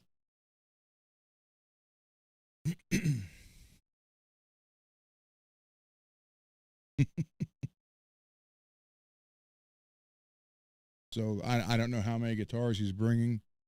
One time he brought 9. One time he brought 4. So I never know how many. I just know it's, hurry up, Dad, get it done. I got to get going. And the funny part is, I don't know, but he doesn't tell me. He tells his mother he's coming down. Then she tells me a day or two later. But it's like,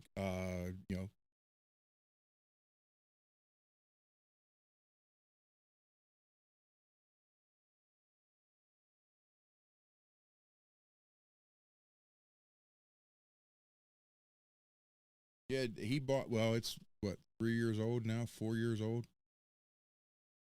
He bought a new Toyota Camry, but a blacked out special edition.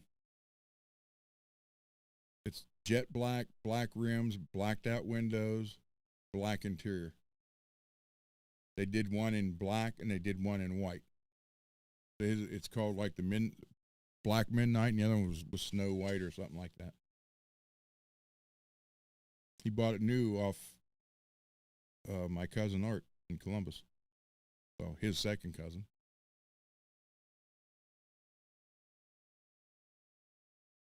Which Art was also in the wedding. I'm telling you, we had a big wedding. It was, let's see, there was me, Troy, you, Art, Kurt, Lance, Mark Murphy, Wade, Steven, and then my little cousin Aaron. So there was 10 on my side and 10 on her side. So what, 22 people in the wedding party itself.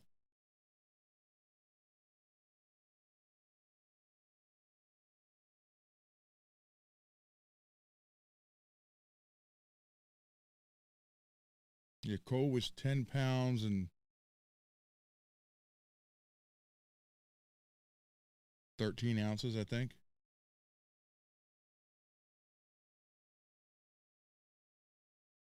Yeah, he was born, looked like he was 3 or 4 months old.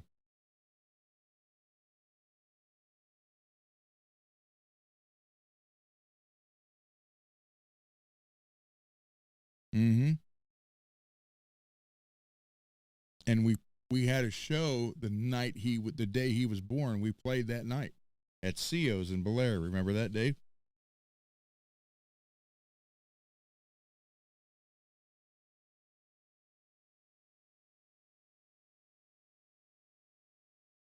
That was Mark's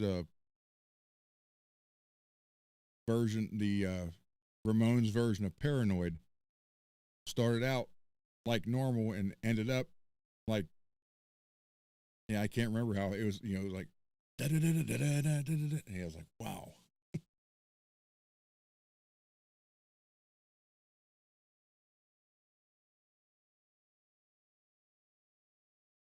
And of course, Carrie, it's like, I can't believe, Dad, your son was just born and you leave Mom at the hospital to go play a show. It was just a business.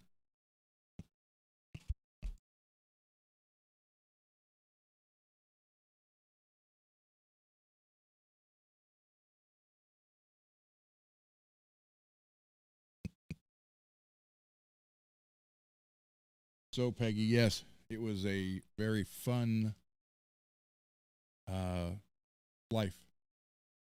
One that I never would have thought growing up in this little town.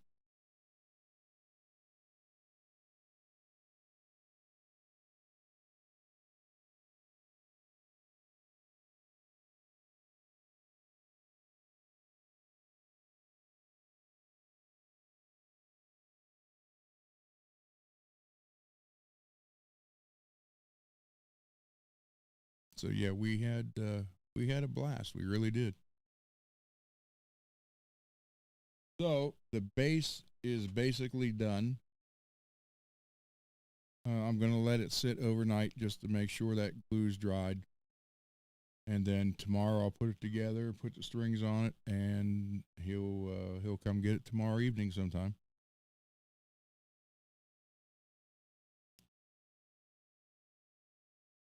Yes, yes, she did. I blame Cole. So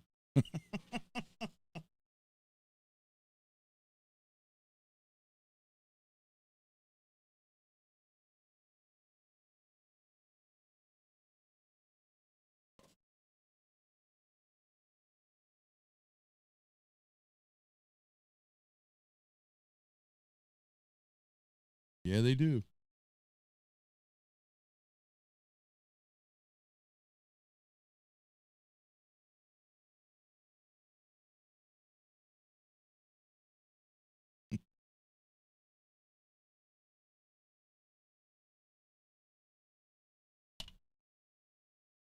And you guys don't understand. When Cole was a little kid, WWF was his life. He would get on the back of the couch. He didn't understand that it wasn't real. He would get on the back of the back of the couch and give you a leg drop or the big elbow, and it really was a real leg drop or a big I mean, he was a kid then. He's only anywhere. Well, he had the wrestling buddies. He had the Ultimate Warrior was his favorite.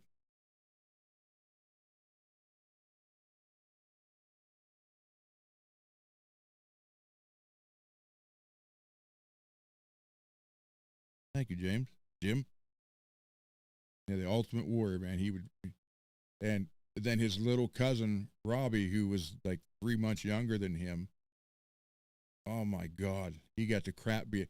Robbie'd walk in the door and Colby clothesline and just flatten him. Yep. Yeah. Oh yeah. Yeah. Superfly. Superfly. Jimmy. He would say Jimmy Nooka.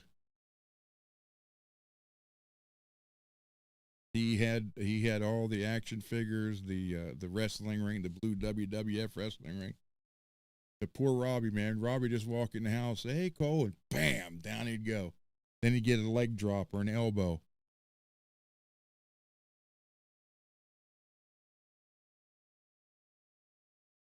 and then my brother-in-law, Robbie's dad, Robbie'd come up to him crying, and he'd be like, "Rub it off or walk it off, son. Go get him." And he'd run over there and cold deck him again.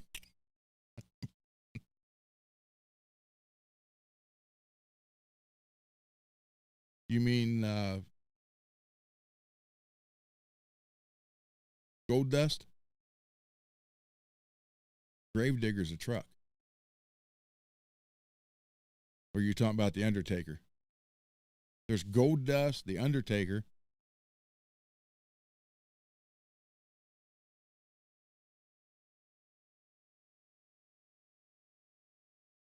Yeah, Cole beat the crap out of Robbie.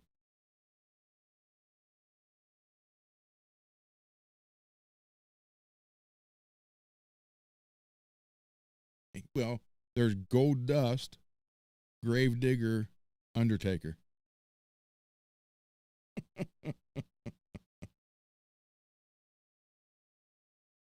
Yep.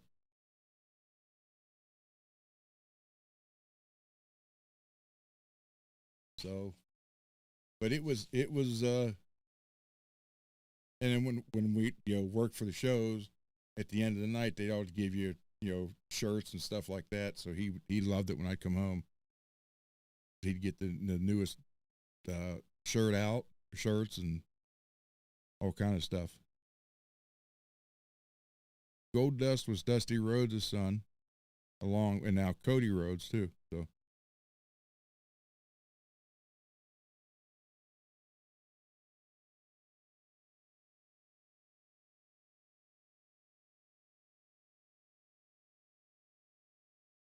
I didn't watch WrestleMania. It was on like last month.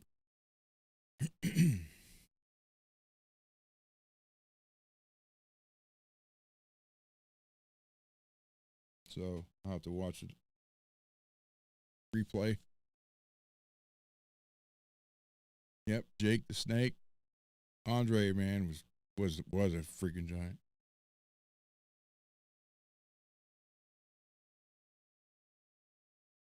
Yeah, Peggy, I will tell you this, and I'm sure Dave will agree with me. Those guys are some of the best athletes in the world. Because if they weren't, there'd be a lot more injuries than there is.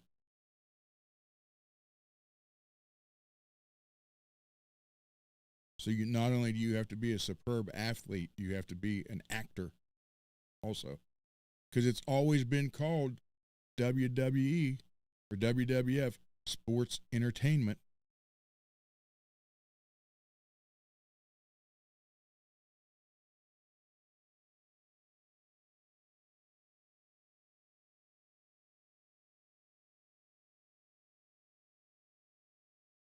$1 million man. Ted DiBiase.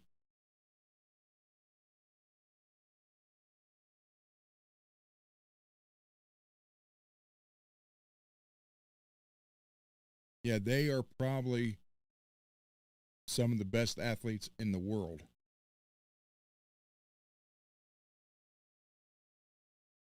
Then you had uh, Mark Henry, who really was the world's strongest man. He was in there.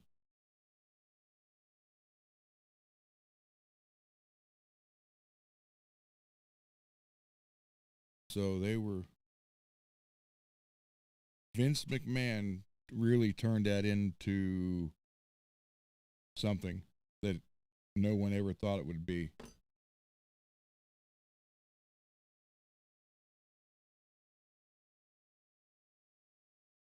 Yep, the Big Show. Well, our buddy Jed is the new Big Show. At least he could be.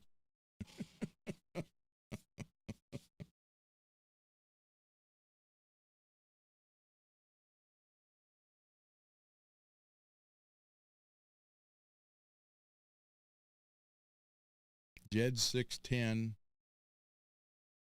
400 pounds.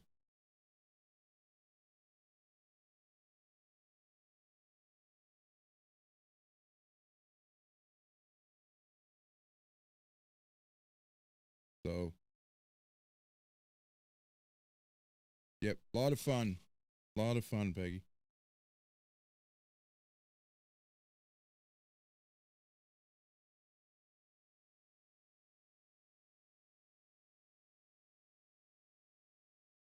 Sting, yeah, he came in. He actually came into the wrestling with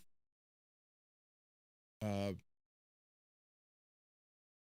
uh, uh, uh, well, Jim Hellwig, who ended up being the Ultimate Warrior. They came in. They were bodybuilders together, and they joined the smaller the smaller ones. smaller wrestling venues and stuff like that. Then they end up getting into, and they kind of went, Sting, WCW, Ultimate Warrior, WWF. I can't remember Sting's real name, but the Ultimate Warrior was Jim Hellwig. And they came in together, and then the Warrior was the Dingo Warrior,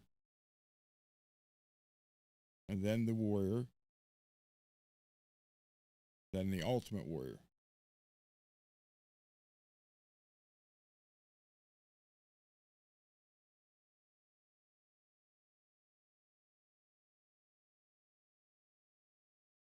But I'm telling you, those guys are. You can laugh all you want about it being fake and all that stuff, but man, those bigger guys could break you in half without even trying.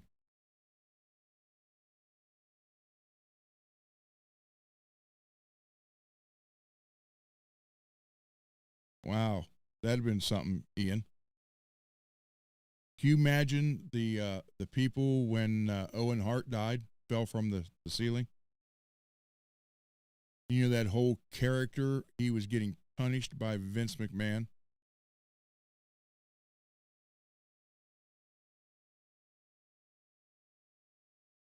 Well, if all right, Dave, be good, brother. If you went too far in a match, you would get they would pay back. Whoever you were wrestling would get you back.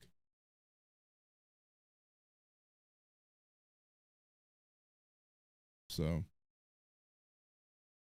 and it is going on 4 hours.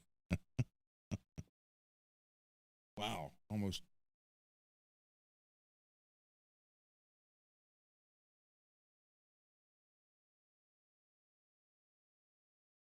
Okay. That's right. He did have the crow. Yeah. Hmm.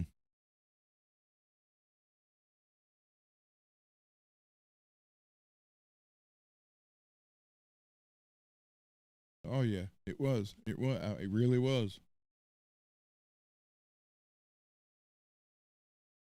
Like I said, I even Dave and I worked for him, and I had been a bodybuilder, so half the time the people thought I was one of the wrestlers.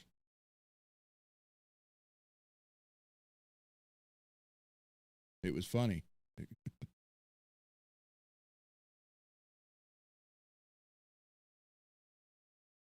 I'm sure he'll be in more, Peggy. I don't know if he'll be in every night, all 6 nights a week, but he'll be in here probably a few times a week. Like I said, you guys treated him great. He loved it. He didn't know what to expect, and turned out he loved it. So, um, it's kind of like he's getting hooked. So, and you guys have been great with me and with him, all even for the last over 3 years now.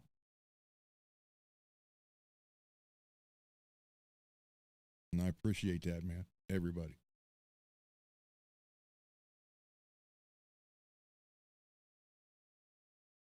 So, any last questions? Since I didn't realize it was going to be 2 o'clock in the morning here.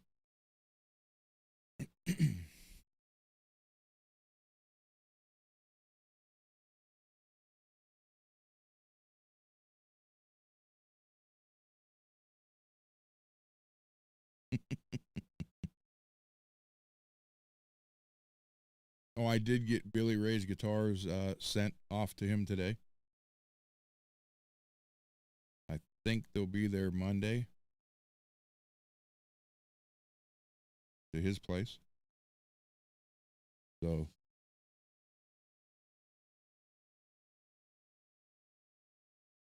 there you go. Thumbs up, brother.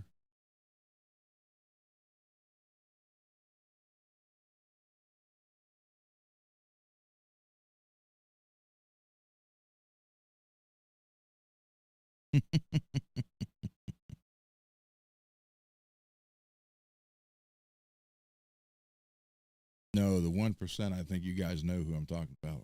Say 1%. So, or maybe you don't. I don't know.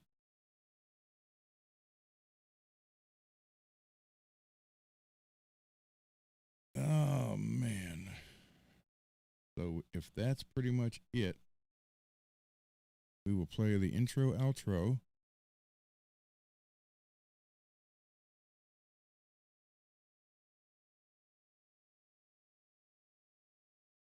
Did I get the right? Oh.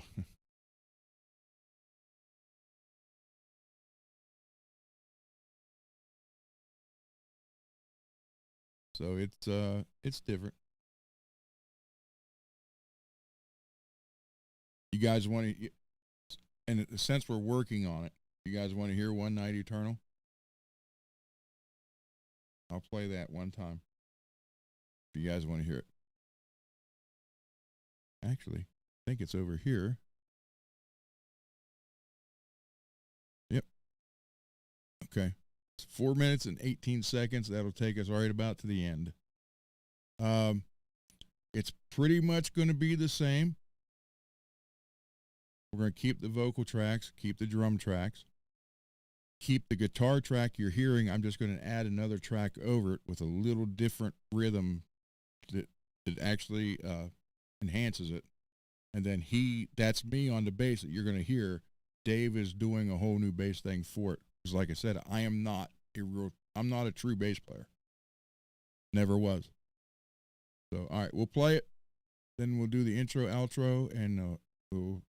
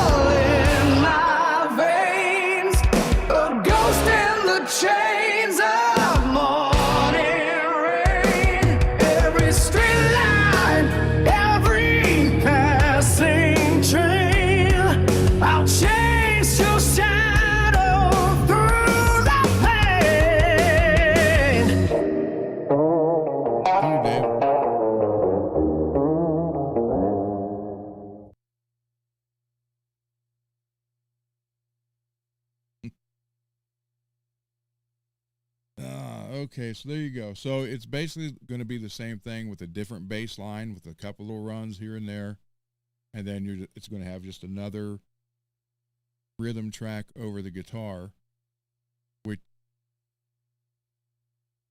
it just ain't going to enhance it. It's not, same vocals, same drums, everything's good.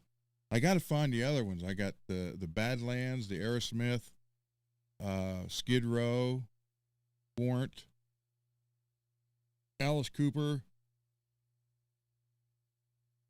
Tesla. I've been around. So, all right, everybody. With that, we will be. Now, wait. Now I gotta get back to here. Any other last questions? Concert. That's in my head now. Questions, comments, concerns, or criticism.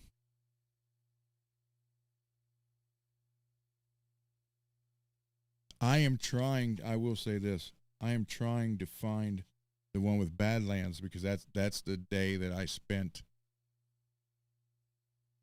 4.5 hours. It was over 4 hours, not quite 5, on the bus, the tour bus with Jakey Lee and Ray Gillen. And all three of us was sitting there playing songs, making up songs, just having a blast. And then that's when I did the sound check with Badlands, why Jake went and heard. But I didn't know any Badlands songs, so we just, my stupidity, I shouted out "Bark at the Moon." So.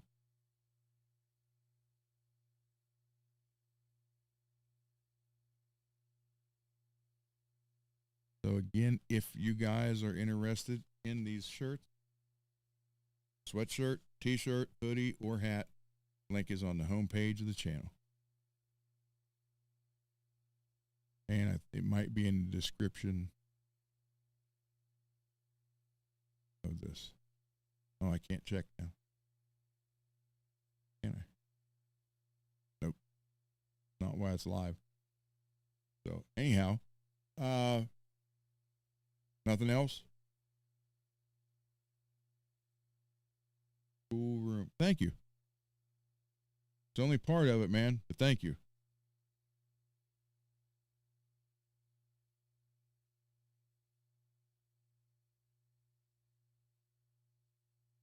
Thank you, Jim. Yeah, Cole will be here tomorrow. He may bring just 2 guitars or he may bring 9 again. I have no idea. So whatever they are, I'll be working on them. And I'll go live with it.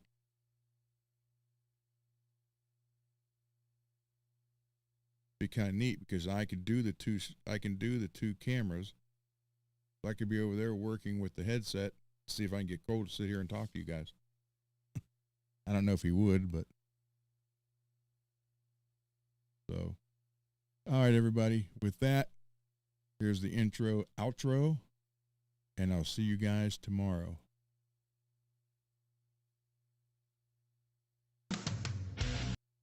Oh, well, wait a minute.